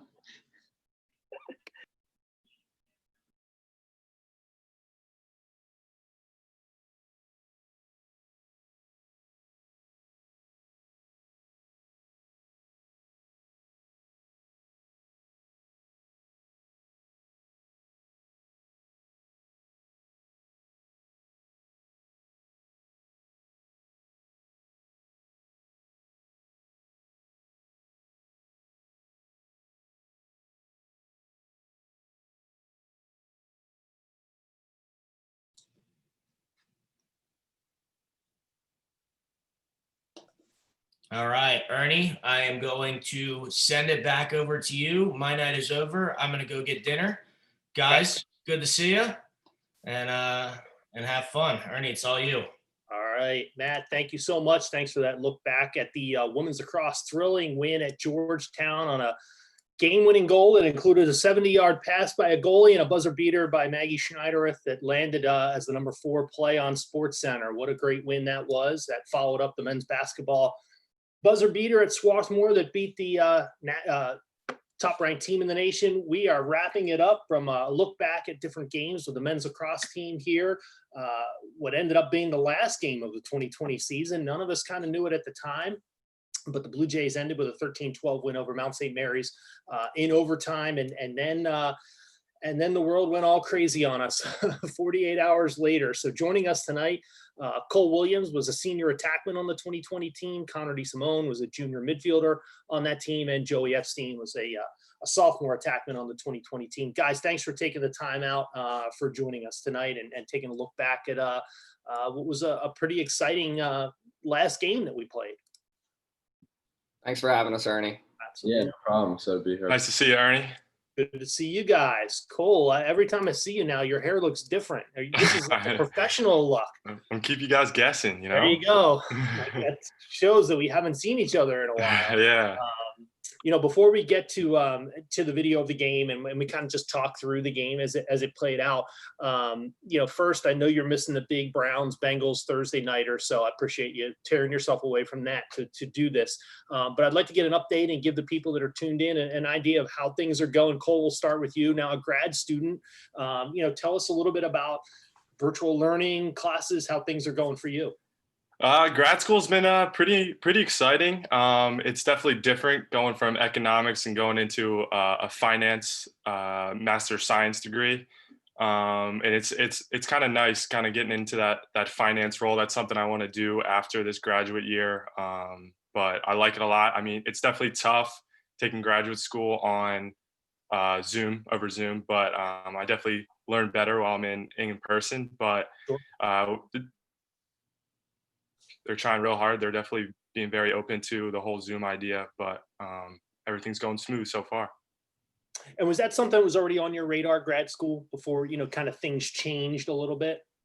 No, actually, I had already accepted a role, a position in Baltimore City working for T. Rowe Price. Okay. But after that happened, after the whole Corona thing happened, I decided I definitely wanted to finish my career at Hopkins. And what a better way to do it and also get a graduate school degree. And then, so yeah, that was the major decision. That's perfect. Have you met Bill Stromberg down there at T. Rowe? I have. I've internship the past 2 years over the summer. And that was something they wanted to do as an intern, was meet and greet of Bill Stromberg. And he's just a fantastic man, being a loyal Blakefield guy. And also, yep. Yeah. So he's a great man. He is. He was a great receiver for us. He's the only Hopkins football player in the College Football Hall of Fame. So he was quite a receiver. Connor, we'll flip it over to you just real quickly. How are things going for you? Keeping up with classes, kind of a different semester for you for sure. Yeah, I think it's similar to Cole. We're just all getting acclimated to this online asynchronous learning style that our professors have brought on us. So everything's been going well, doing classes online, working out with a few guys in my house back in Baltimore, and seeing Coach Jay every morning. It's been awesome, and it's been great getting outside and working out with a few guys. So everything's been going well around here. Yeah, I know a lot of guys are back, and I'm sure it's hard to walk by Homewood Field and not just be able to kind of walk on and kind of use that facility. But I know right now that we're not allowed to do that. Joey, lastly for you, just how's your semester going? And I guess the spring kind of got you ready for a continuation of online classes. Yeah, no complaints. Just chugging along, hoping for a spring, hoping for normalcy, I guess, or whatever the grass greener on the other side. That's all we can do is hope at this point. Before we get to the game, let's go back to March real quick. You guys, may remember, we hosted the first 2 rounds of the NCAA men's basketball tournament the weekend you guys played Syracuse, and we were the first school to go without fans. and a lot of people gave us some grief for that, and you guys may remember that. And then a week later, everything was done. It made it look like, made us look like prophetic. Did you guys, as that was happening, we played Syracuse, a few days later we're playing Mount St. Mary's, did any of you have a sense of what was coming and that the season was in jeopardy? I don't think that we really did. We were making jokes in practice and stretching lines, talking about coronavirus and everything going on, and people were just laughing about it, kind of wiping it off. And then a few weeks later, everything hit, and we couldn't believe what happened. We got our whole season taken away from us. We were all pretty devastated. But like, I feel like it really took us a few days to kind of like settle in, to be like, wow, this is real life. We're not going to practice every morning, every afternoon, not in the weight room and stuff like that, for us to understand what the severity of the situation. Yeah, it was crazy. Cole, I want to ask you specifically, and this will be the last one before we roll through the game here. You were a senior, that had to really especially hit you and your classmates, even maybe a little harder. Connor and Joey, of course, knew no matter what, they were coming back. Yeah, initially when we kind of canceled the season, or not even canceled, we really delayed the season. Coach Petra was telling us that, we're going to give this thing 2 weeks, everyone go home. So we kind of were on the hope that, we're going to see each other back in 2 weeks. But so everyone went home, all the seniors went home, and then it was canceled. We never made it back to Hopkins. So it was like that kind of, we never really knew that was going to be the last time we were all together as seniors. So it was kind of tough, especially when they officially canceled the season. But yeah. I know we're all glad that the NCAA provided an opportunity for everybody to come back again if they wanted to, and things worked out. I thought that was a great way, to make the best of a bad situation, a tough situation, I should say. But with all that, let's jump into the game here. Last time we saw you guys on Homewood Field, we were hosting Mount St. Mary's, and Mount got off to a quick start. They were ready to go when the whistle blew, jumped up 3-0. Connor, just talk about, we had struggled a couple times the last 2 times out, and now they come out and get out quick. What's the mindset of the team, when they're rolling early? Definitely the mindset was, we were prepared. We watched hours of film on this team, and we knew what they were going to run us. We just weren't really executing as well as kind of we hoped. But I think the mindset and the game plan was just stick to what we know. Let's make simples. Let's make the easy plays, and everything's going to fall, because we knew we were the more prepared team and the harder working team. It took a little while for us to get going. Joey, I think you ended up scoring the first one for us here. How big is it? In lacrosse, obviously goals can come in bunches, but to kind of get that first one and have everybody be okay, we're okay here. Yeah, it's a little bit of a gorilla off your back. Nice little play by Angel, just 2-man game. Good view here. Yeah. Draws a second defender, and you come around. That's that's a spot that we've seen you do that a bunch of times here in just a year and 6 games. So I know you're comfortable coming from behind like that. Jacob actually gets that next goal for us. Jacob Angelis. He was one of a couple freshmen that made contributions on the offensive end of the field in an abbreviated season for us. So all 3 of you being offensive players, it's nice when the young guys can contribute. Any of you guys can comment on something like that. Yeah, no doubt. Guys like Murphy, Angel, make our job easy. Those 2 guys got a lot of playing time, early on. I thought Jacob really did a good job in this game. And of course, Owen scores a big goal late for us. But, we pull within 3-2, and then you'll start to see as we go here, it's like to give credit where it's due, Mount St. Mary's came and they had just an ability to kind of hold us off. We couldn't quite pull even. And it's almost like we were fighting ourselves or fighting uphill for a long period of time. I know, Connor, you said we were well prepared. But, what's the thought when you keep inching closer but can't quite get over the hump?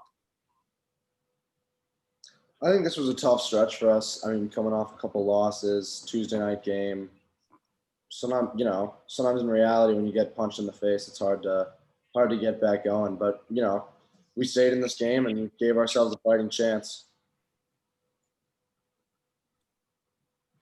I've lost track a little bit about where we're here, but there was another guy on that wing was Garrett Degnon, who really kind of emerged.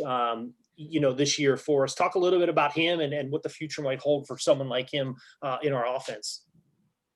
Yeah, I think he's our sniper. our lefty laser. We love him. Get him the ball on the left side. Let him do the rest. With that unorthodox release, but it kind of fools the goalies. They're not ready for that little double hitch kind of shot that he has, but it goes in, and he's got some heat behind it too. So impressed with him. Yeah, he does. I mean, you guys, of course, practice with him every day and see that. But, for fans, for the media, that aren't out there all the time, I think he surprised some people and really, was very consistent through the course of the year. I think, if I'm not mistaken, he might be the only guy we had that scored at least one goal in every game we played last year. So, his confidence coming back this year, should be pretty high. Connor, it has to make you feel good as kind of the veteran of the midfield group. Yeah, it's awesome. And he worked his butt off all sophomore summer. So he came back a completely different player than he was the year before. And the guys couldn't be more excited for what's to come in his future and kind of the work that he's put in last summer and this summer. And there's a big body change and player change. And we're just very excited for what's to come. There was a Brett Baskin goal. He's another guy that, I think people overlook. He was a big part of our run the year before. We made it to the Big Ten championship game, played really well late, has become a real steady contributor for us. Just talk about Brett and the role he has, Joey. He's a gritty little bulldog, Baskin.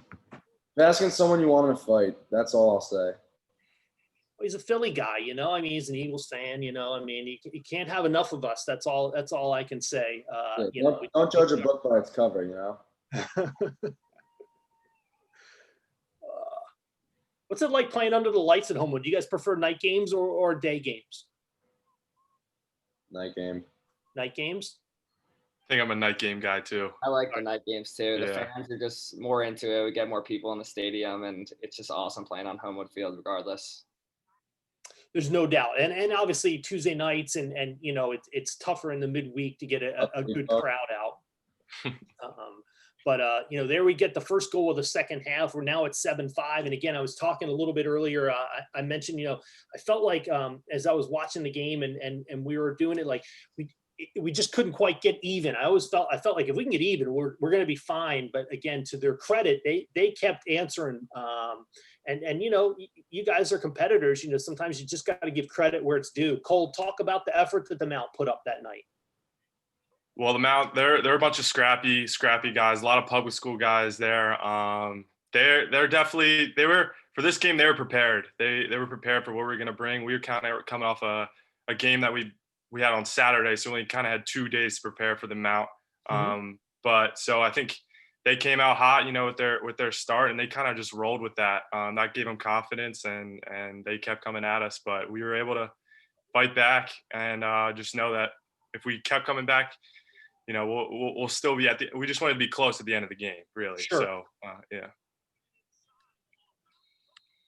And that was kind of the one that got us going. We were down 9-5. And that was probably the one, I don't know how it went in, but it's a header. It did. They all count the same. Joe, I think Joey after this one, he goes, do I get that one? Did that count for me? And he was laughing after it, I remember. It was a good old-fashioned soccer goal. It looks like Messi. They all count the same, right? No matter how they go in, a goal is a goal. But that was definitely maybe one I hadn't seen before. Yeah. We'll take it. We'll take it. Just watching a little bit more of the highlights here in the third quarter. Again, we kind of start to push here. We had fallen behind by 4. It was 9-5. We got it to 9-7. I think they may go up by 4 again, but at that point, I felt like you guys were really starting to we were starting to score a little more. I don't want to say easily, but you were a little bit more efficient on the offensive end. So, what were you seeing? Were you feeling like they were getting a little confused by anything we were doing, or sensing that we were starting to come, Connor? Well, in that goal right there, they actually went into a zone. So we went into our 1-4 set. So I guess they were having a hard time kind of guarding us one-on-one. So they just wanted to give us like a change of pace and kind of a change of play. So they hopped back and forth in their zone, which is to their credit, they did a great job of. But on that one that Angel just scored, that was a great play by Murph, kind of reading the defense and splitting the 2 guys on the inside. So Murphy seems to play, and I'll use a different word, but he seems to have like a little bit of like moxie. Is that a good word? Like he just a little like I don't know how to describe him. Maybe one of you could just describe his game. Slippery swag. Yeah, he's an Energizer bunny. I don't even know what he's doing sometimes. He's always bouncing around, but it just works out for him. He's a little crafty guy, quick release, so that's how he really gets his shots off, and the goalies aren't ready for it. And he's got some mustard behind it too. So. Cole, that one drew us within 11-8, and there was a feeling I know up in the press box, like in the fourth quarter, like you as a senior you just weren't going to let us lose this game. I think you scored 3 of your 4 in the last 8.5 minutes of the game. Kind of took over a little bit there at the end. Just talk about that mindset you had there. Yeah, I think it just came late in the fourth quarter. We all looked at each other like this can't like you know what I mean, this can't happen. We really got to turn it up here. And I think if we played the last 6 minutes, if we could do that for the whole game, this game wouldn't have been any close. But I just think that last 6 minutes, we could have had that for a longer period of time throughout the game. It would have been different. But I don't know what it was that sparked us, but it was just something in us clicked. It did, and you were making us a little nervous, but there you go again with the Degnan goal again. He just has a way of finding his spot, and you found him there nicely. Draw us within 12-9, and I think that was the first of 4 straight we scored. And Cole, you got the last 2. We'll see them here. Maybe a little bit of a screen there. I'm not sure if he saw it or not. Smooth stroke. So that's a clean stroke. That is clean.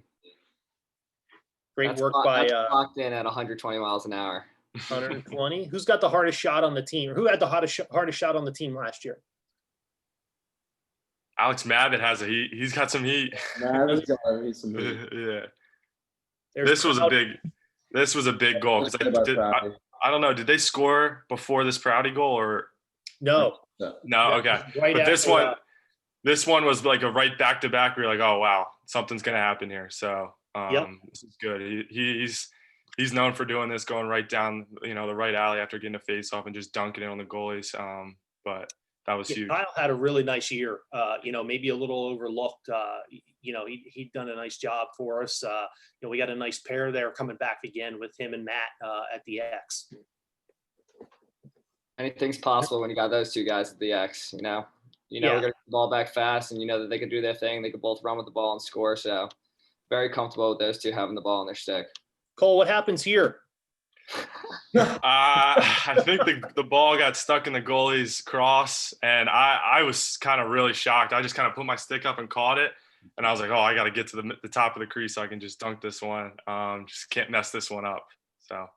Is there more pressure when it's like that, or? Yeah, I actually felt it. I was like, whoa.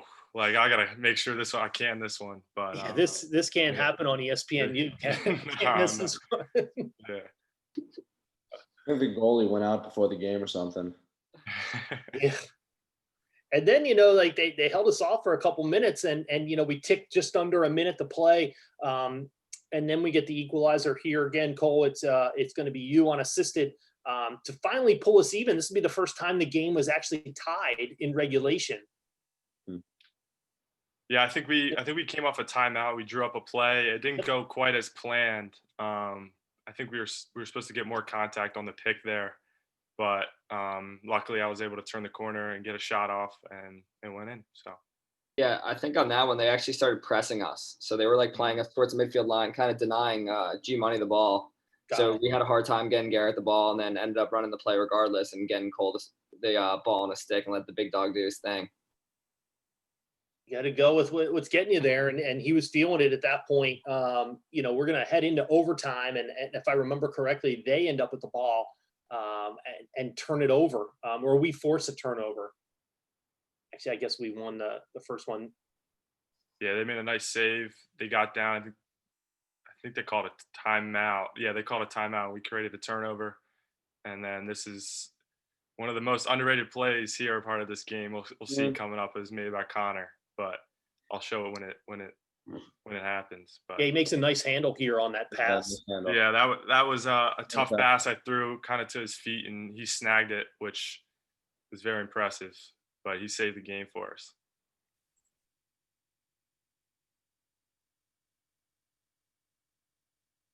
Are you trying to get to the goal there, and then they just double real quick? They doubled, yeah. The pass, the first possession, and then Murphy turns the corner.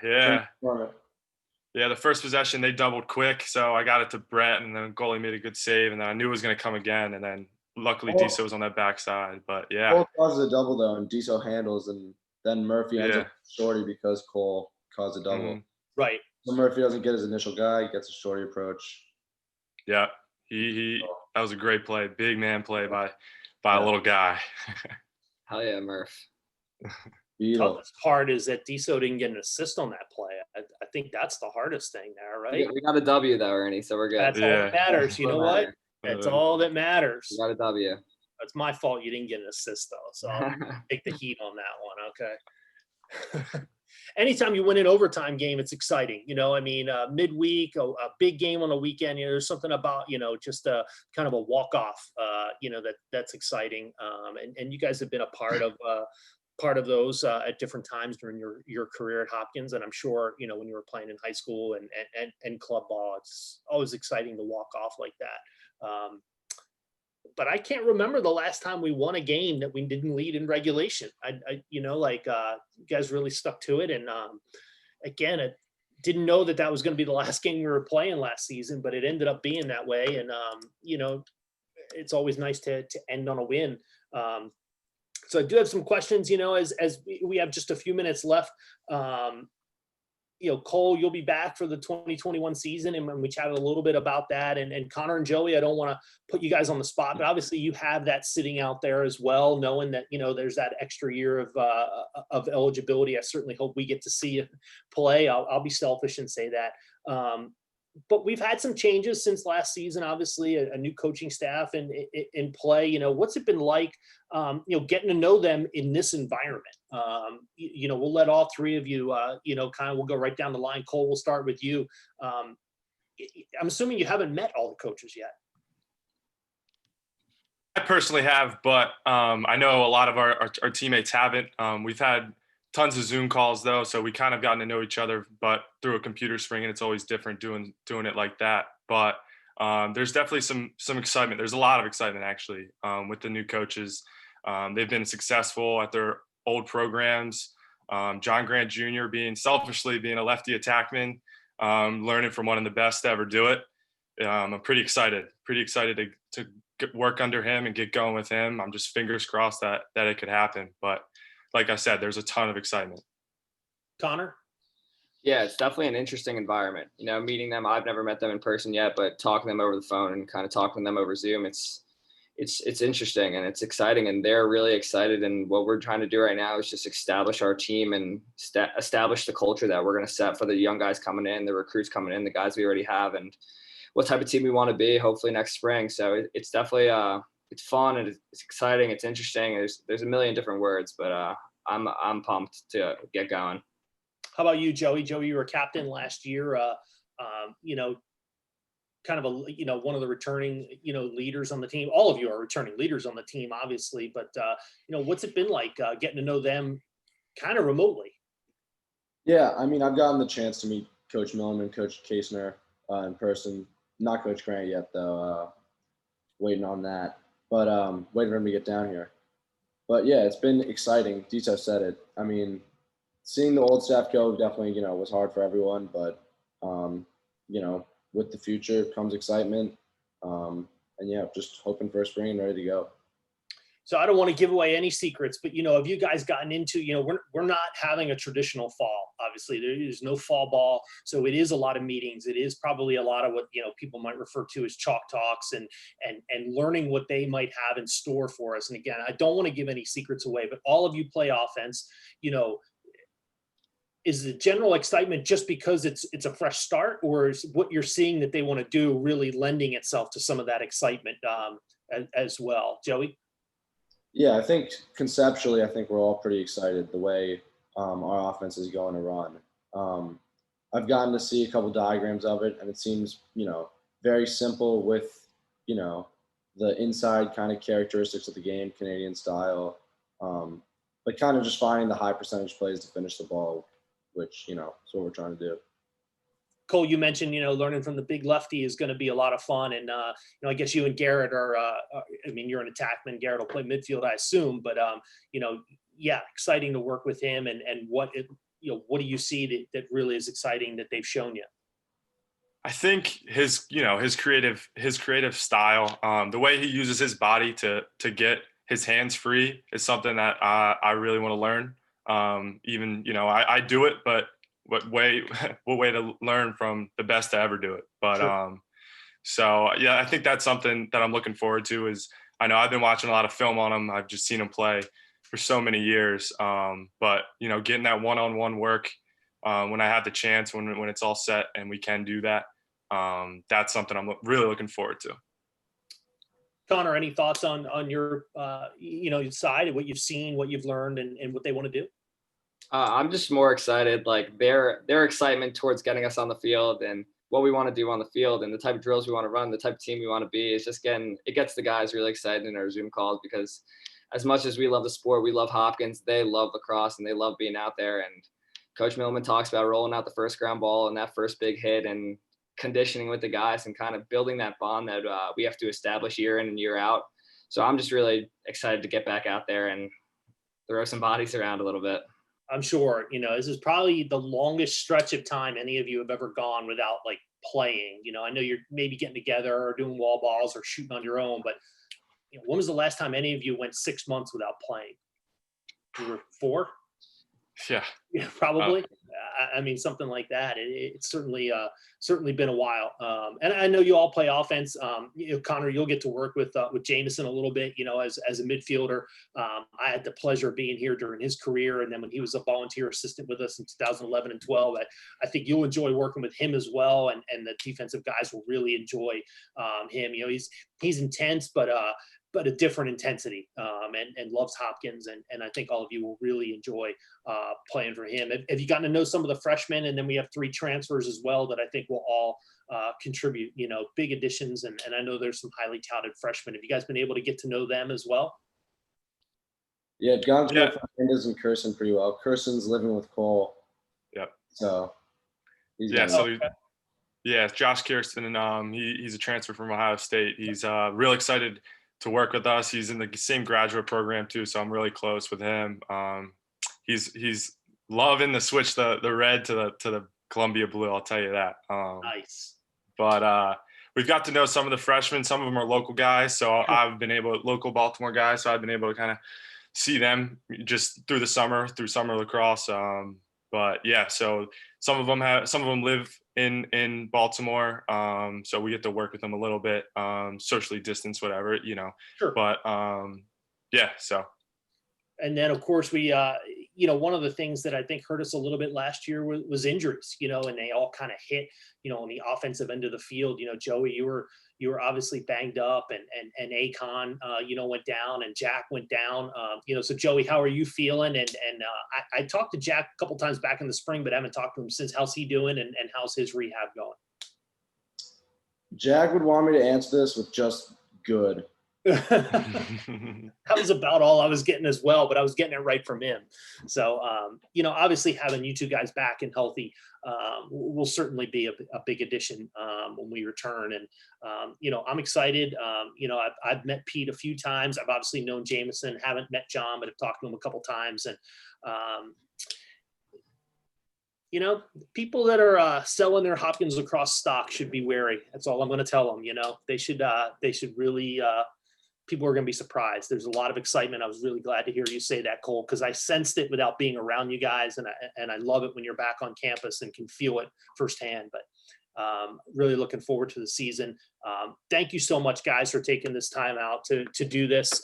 Anytime I can sit down with you guys and chat, I enjoy it. And looking back and seeing us play last year only makes me want to have you guys back even more. So thank you so much. Enjoy the rest of the semester. Good luck. For those people who are tuned in to Hop-A-Palooza, we're going to close the day with some Hopkins trivia, men's basketball against women's basketball. So stay tuned for that. Guys, again, thank you so much for joining us. Thanks, Ernie. Thank you, Ernie. Nice seeing you, man. Have a good one. Take care, guys.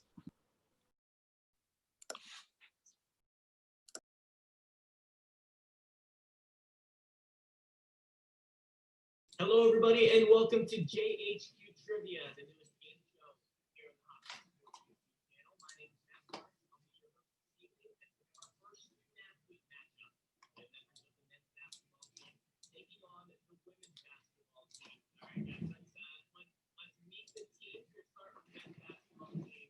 We got Joey Curry, who's not getting there in one screen together. We got Sydney Bible and Rohan Ross.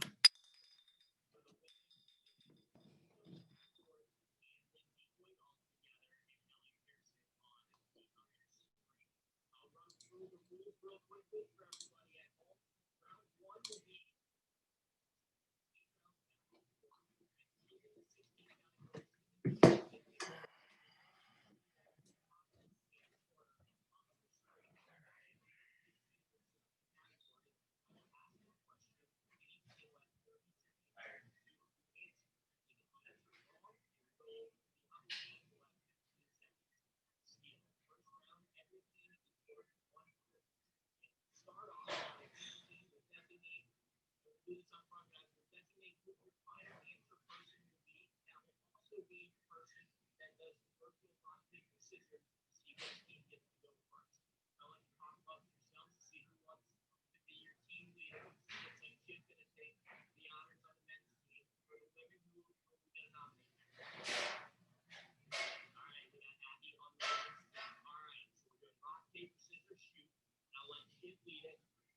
just one round. No best two out of three. Just one round. Winner gets to go first. One round.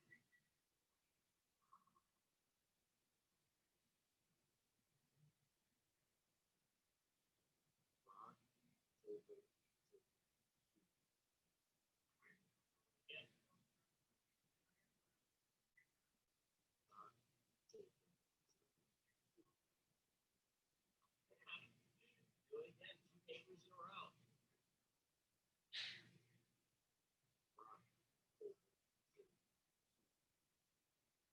3 in a row. There it is. It was the rock after 3 straight paper throws. We have a rock that knocks off the scissors, and the men's basketball team will take the honors. You guys get first choice of your category. What are we going to go with? Bro, you like bodies of water, right? Yeah, we go bodies of water. Bodies of water. Is that me? Water. Okay. This North American body of water is the largest freshwater lake by surface area in the world. Wait, are we discussing this right now, like on the call here? Yeah, 30 seconds to talk it over. Yo, I think it's Lake Michigan. Surface area or shore? Surface area. I think it's Lake Michigan. I'm pretty positive. Lake Michigan? Or is it Lake Superior? Is it the Superior Lake? Why they call it Lake Superior? The answer in 10 seconds. I said you would. Thanks for that. Yeah. I feel Lake Superior is the best answer. Lake Superior, final answer. What? What'd you say? It's okay.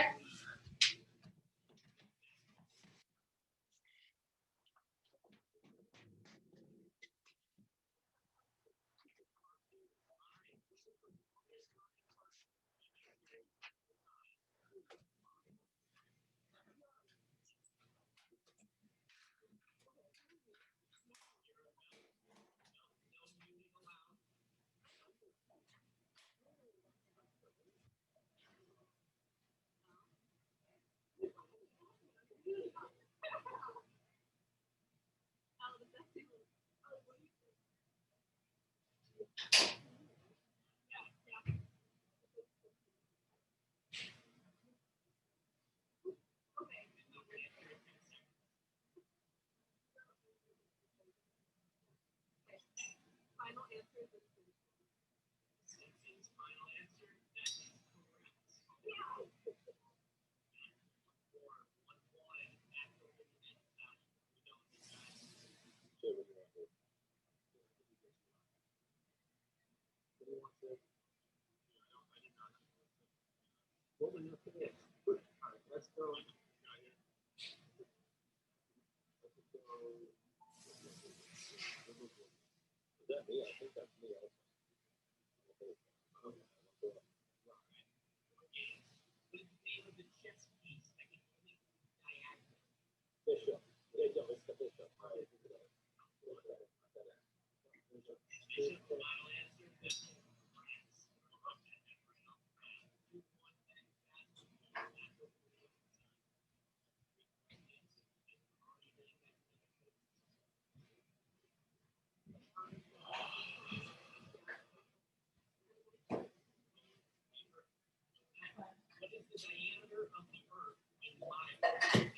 You get your phone back tomorrow.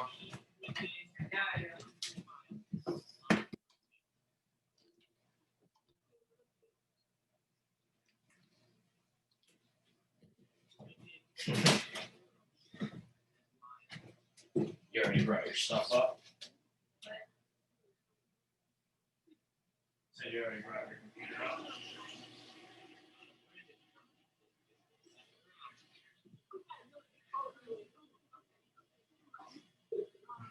So don't think Joey was all that into. Okay, what do you think? No, I don't think he was. Why do you have him on it?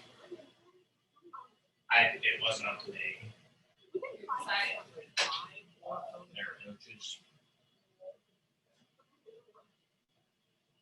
10,586. Hey, Cole's hair looks so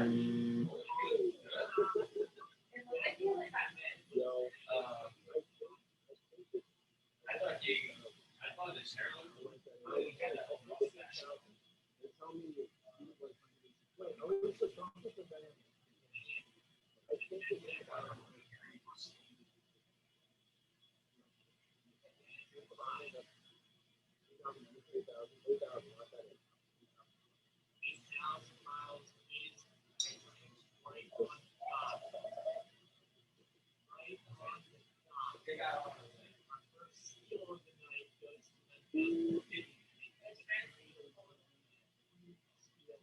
No, but he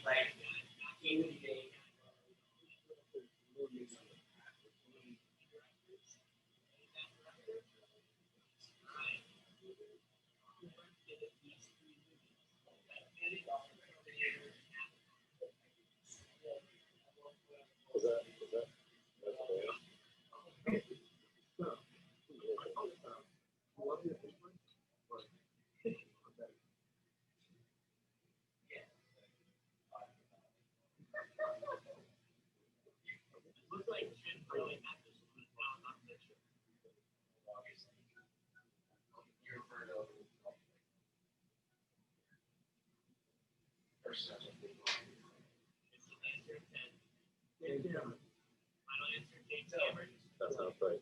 That sounds right.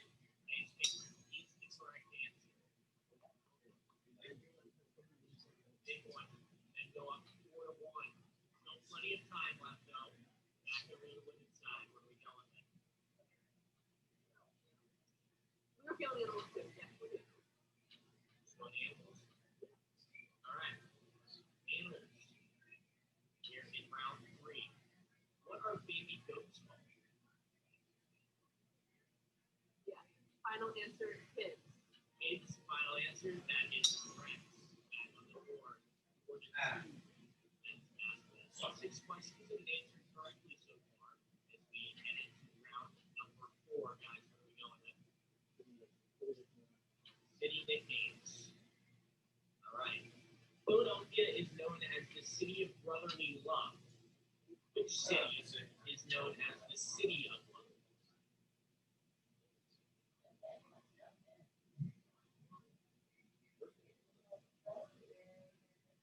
Oh. City. Not city of love. Wait, are we asking? Is it international or like? Don't answer that. Don't answer that. I guess not. I agree. London, Paris. Final answer. That is correct. 5-2. And I'm on a roll right now. All right, 7 questions down, 7 categories down. We have 9 left. American Idol contestants. Which American Idol winner has sold the most albums in the United States? Which American Idol winner has sold the most albums in the United States?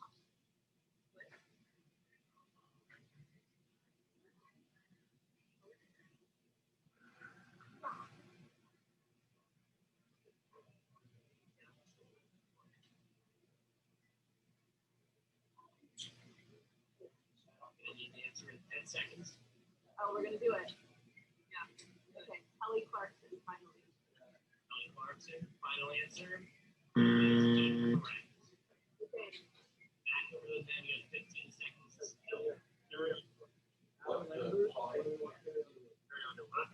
think Larry Underwood. 5 seconds left. Larry Underwood, final answer.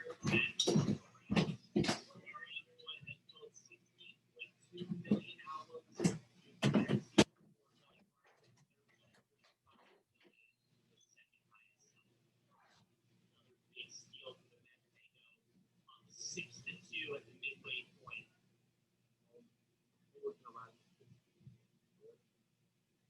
Riding Olympics. What are the 5 colors of the Olympic rings? Red, yellow, green. All right, so let's red, sure, yellow, sure, green, blue, or sure. I think black. I think black.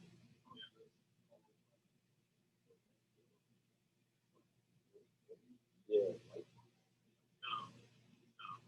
10 seconds left. Red, yellow, green, black, blue. Yeah.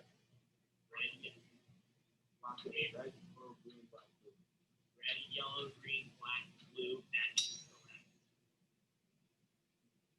7 and 2. Men go up. We have plenty of time left. The next round of questions are going to be worth 2 points. And we have the closest guess in round 3. That'll also be worth 2 points. Nobody's out of it yet. With 7 categories remaining, it goes back over to the women's team for their turn here in round number 5.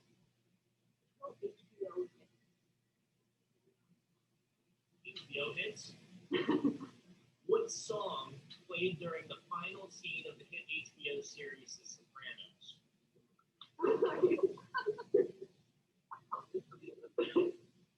Okay, you have your phone a friend remaining. Okay, we're gonna use it. Okay, who do you think watches them? Do you think Bridget watches them? I'm gonna call her. No, it doesn't answer. No, call. Bridget would not watch the Sopranos.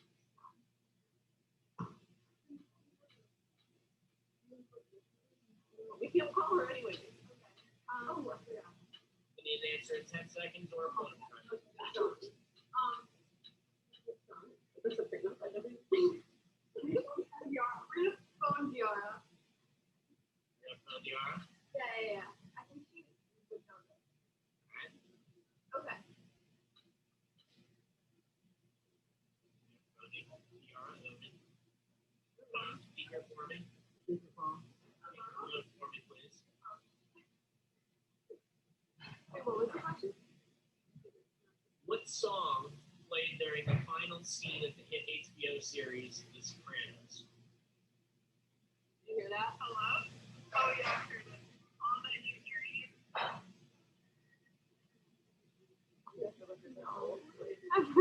I trust her. She watched that show.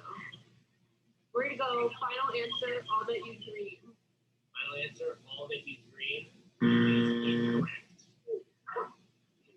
Back over to the men for what would be a big steal here. Yeah. No. Yeah, 15 seconds. So we can go my friend now. What's that? We use our phone a friend now. You cannot use your phone a friend on a steal. No, stick them on my goddess gun. All right. Yeah, 10 seconds left. Just give me What a Wonderful World.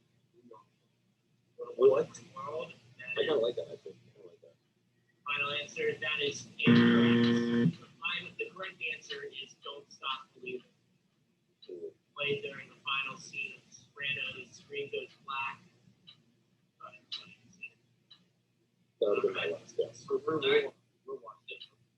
Still a 7-2 lead for the men through 6 rounds, through 5 rounds, I should say. We'll start the sixth round back with the men in your selection. I think we're going to do it. Is okay. This 2017 hit song is the most viewed YouTube music video of all time with nearly 7 billion views. You guys say first, you know it. I don't know it. Wait, 2017 hit song, most viewed music video of all time with nearly 7 billion views. No, Despacito. Yeah, Despacito. Okay. Final answer, Despacito is correct.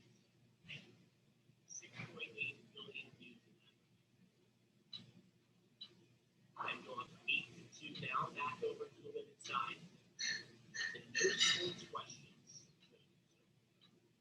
I guess the Olympic games. We don't really like. How does multi-sport athletes not know? We'll go multi-sport athletes. All right, multi-sport athletes. Who is the only athlete to ever play in a World Series and a Super Bowl?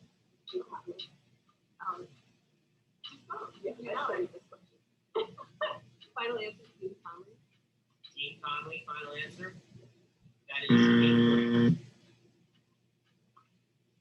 Goes back over to the men with a chance to steal. You have 15 seconds to steal. What do you think? What do you think? Yeah.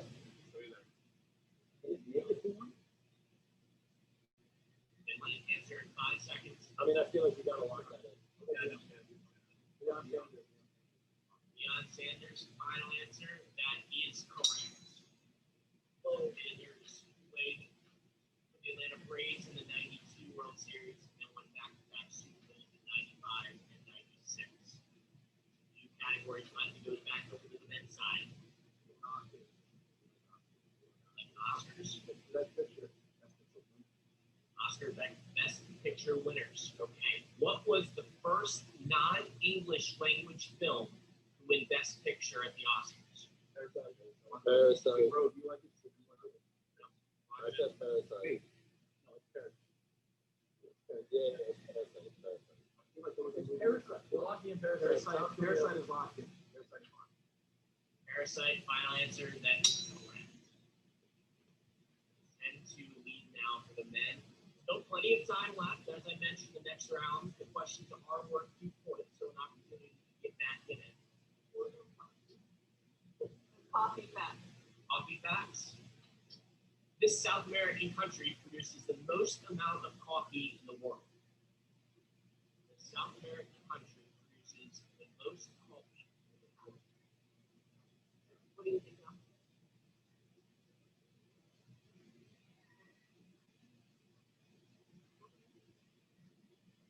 An answer in 10.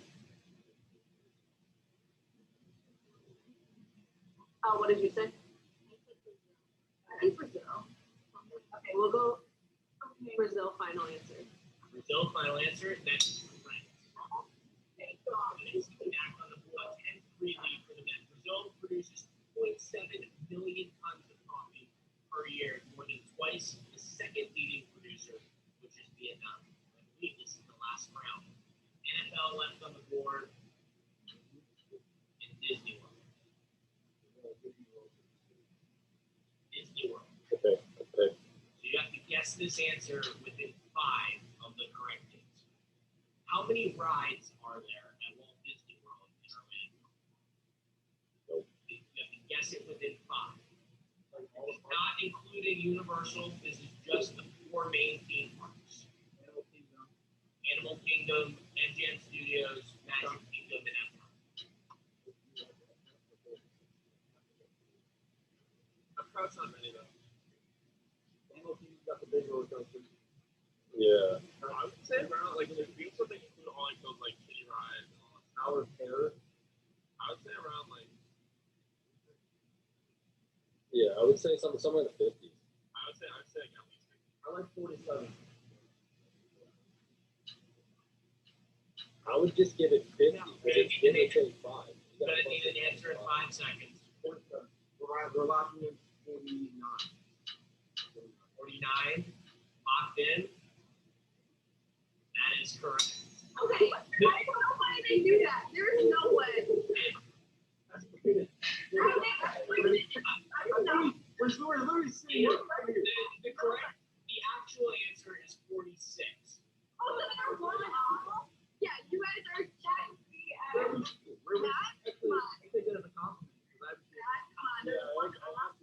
looked like Joey just pulled that off the top of his head. We literally went like this.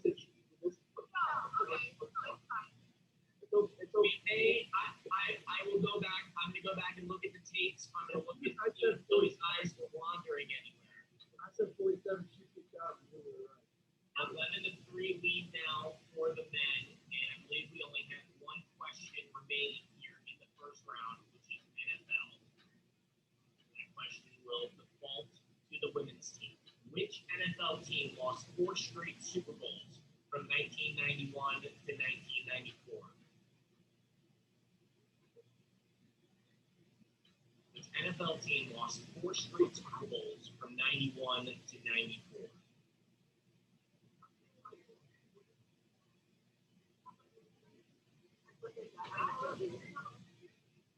From 91 to 94, this NFL team lost 4 straight Super Bowls. I'm going to need an answer in 10 seconds. what do you think? No idea. Buffalo Bills. That is correct. The four balls of Buffalo is the ESPN 30 for 30. They lost 4 straight Super Bowls. Jim Kelly is their quarterback. No way they pulled it out of nowhere.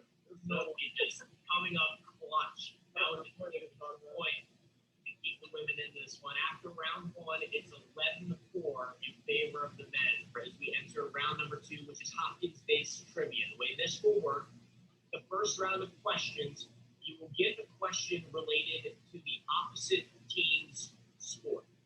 So men's basketball will be asked a women's basketball question. Women's basketball will be asked a men's basketball question. If you answer it right, it is worth 2 points. If you answer it wrong, the other team gets a chance to steal it, but it's only worth 1 point on the steal because you're answering your own team's question. After those, we'll have one Hopkins University-based question, and then we'll head to round 3, which is the closest guess, and that'll be worth 2 points as well. Since the men are leading 11-4, you guys will get your women's basketball question first.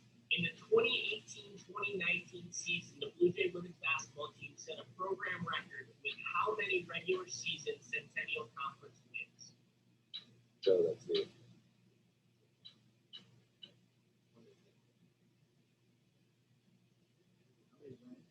In the 2018-19 season, the Blue Jay women's basketball team set a program record with how many Centennial Conference regular season wins? 20 games.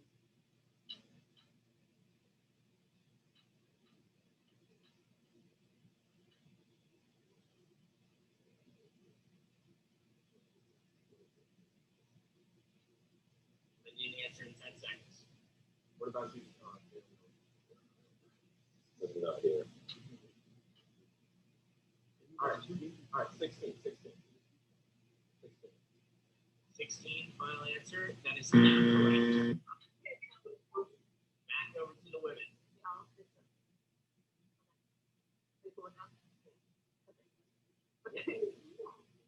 17. Final answer. 17, final answer for the steal. That is incorrect. The correct answer is 18. There are 82. In advance, the second the NCAA. Almost every day. We saw that. 2 episodes in a row that the women's basketball team did not answer their own question. That's my deal. Big opportunity. We're looking to get 2 points back. In the 2019-2020 season, the Blue Jay men's basketball team opened the season with a thrilling win over the 9th-ranked team in the country. What team was it? No, but that's lost. Yeah, they did. Oh, okay. Christopher Newport. Christopher Newport, Final answer? Yes. Christopher Newport is the correct answer. 2 points on the board for the women. It is cut down now to 11-6. Question for the men. This is your university-based question. Which Netflix series was partially filmed on the Johns Hopkins campus?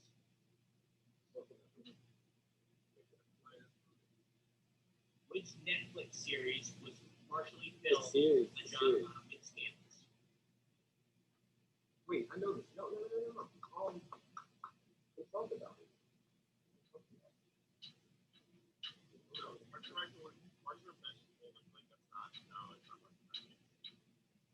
You need an answer in 10 seconds.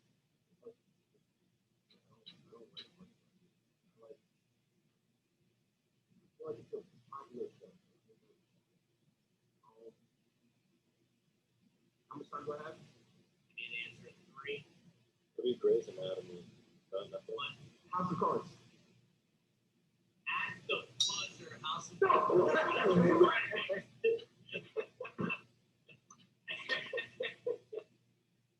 House of Cards is correct, and that I believe is for the win as well. Seasons 2 and Season 3 of House of Cards each were filmed partially on the Hopkins campus. Wait, can I ask a follow-up question for the men's basketball team? Just really quick. Who is the main character in House of Cards? Kevin Spacey. What's his name? Frank Underwood. Oh my God, who answered it though? No, not they answered it. Oh my God. You stop acting like we're cheating. That was incredible. That was not fun. We're still gonna play out the last 3 questions, or last 2 questions, I should say. Good. That are up 12-6. All right, for the women, similar question. Which movie was partially filmed on the Johns Hopkins campus? The Social Network. Social Network. Final answer. That is correct. It was filmed, and they used Hopkins as a fill-in for Harvard because the campus is located. 1 point for the women makes it 12-7 as we head to the closest guess question, our final one of the night. The way this will work, it'll be worth 2 points, and I will ask the question up front. You guys will have 60 seconds to either confer over the phone or through the chat feature on Zoom so that you don't hear what each team is talking about. And then after 60 seconds, I will ask Abby for the women and Shin for the men to type your response into the chat at the same time. Whatever team guesses the answer closest to the correct answer is the final 2 points. The question, Spring Fair, everybody knows about Spring Fair every year. How many people does the university estimate come to the Hopkins campus, the Homewood campus, every year for Spring Fair weekend?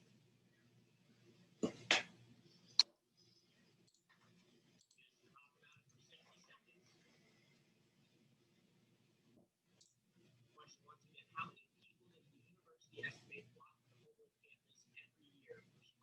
Spring Fair? The closest guess question for whatever team puts in the closest guess will get the remaining 2 points, and then have already wrapped up the victory with a 12-6 lead. About 20 seconds left, and then I will ask Abby and Chid on my countdown to put their response into the chat. 5, 4, 3, 2, 1. Abby's guess was 22,500. Chid's guess was 19,000. The correct answer. The university estimates 30,000 people every year come to the Homewood campus for Spring Fair. The 2 points up for grabs go to the women to bring the final score to 12-10, I believe. Great game. Everyone clap it up. We saw in episode 1 the men's basketball coaching staff knocked off the women's basketball staff, and now student athletes bring home the victory tonight. We may be running this back in the next couple of weeks. Guys, thanks so much for taking the time out to join us. I hope you had fun. And congratulations to both teams. Everyone have a great semester, a healthy semester, and hopefully we'll be getting to do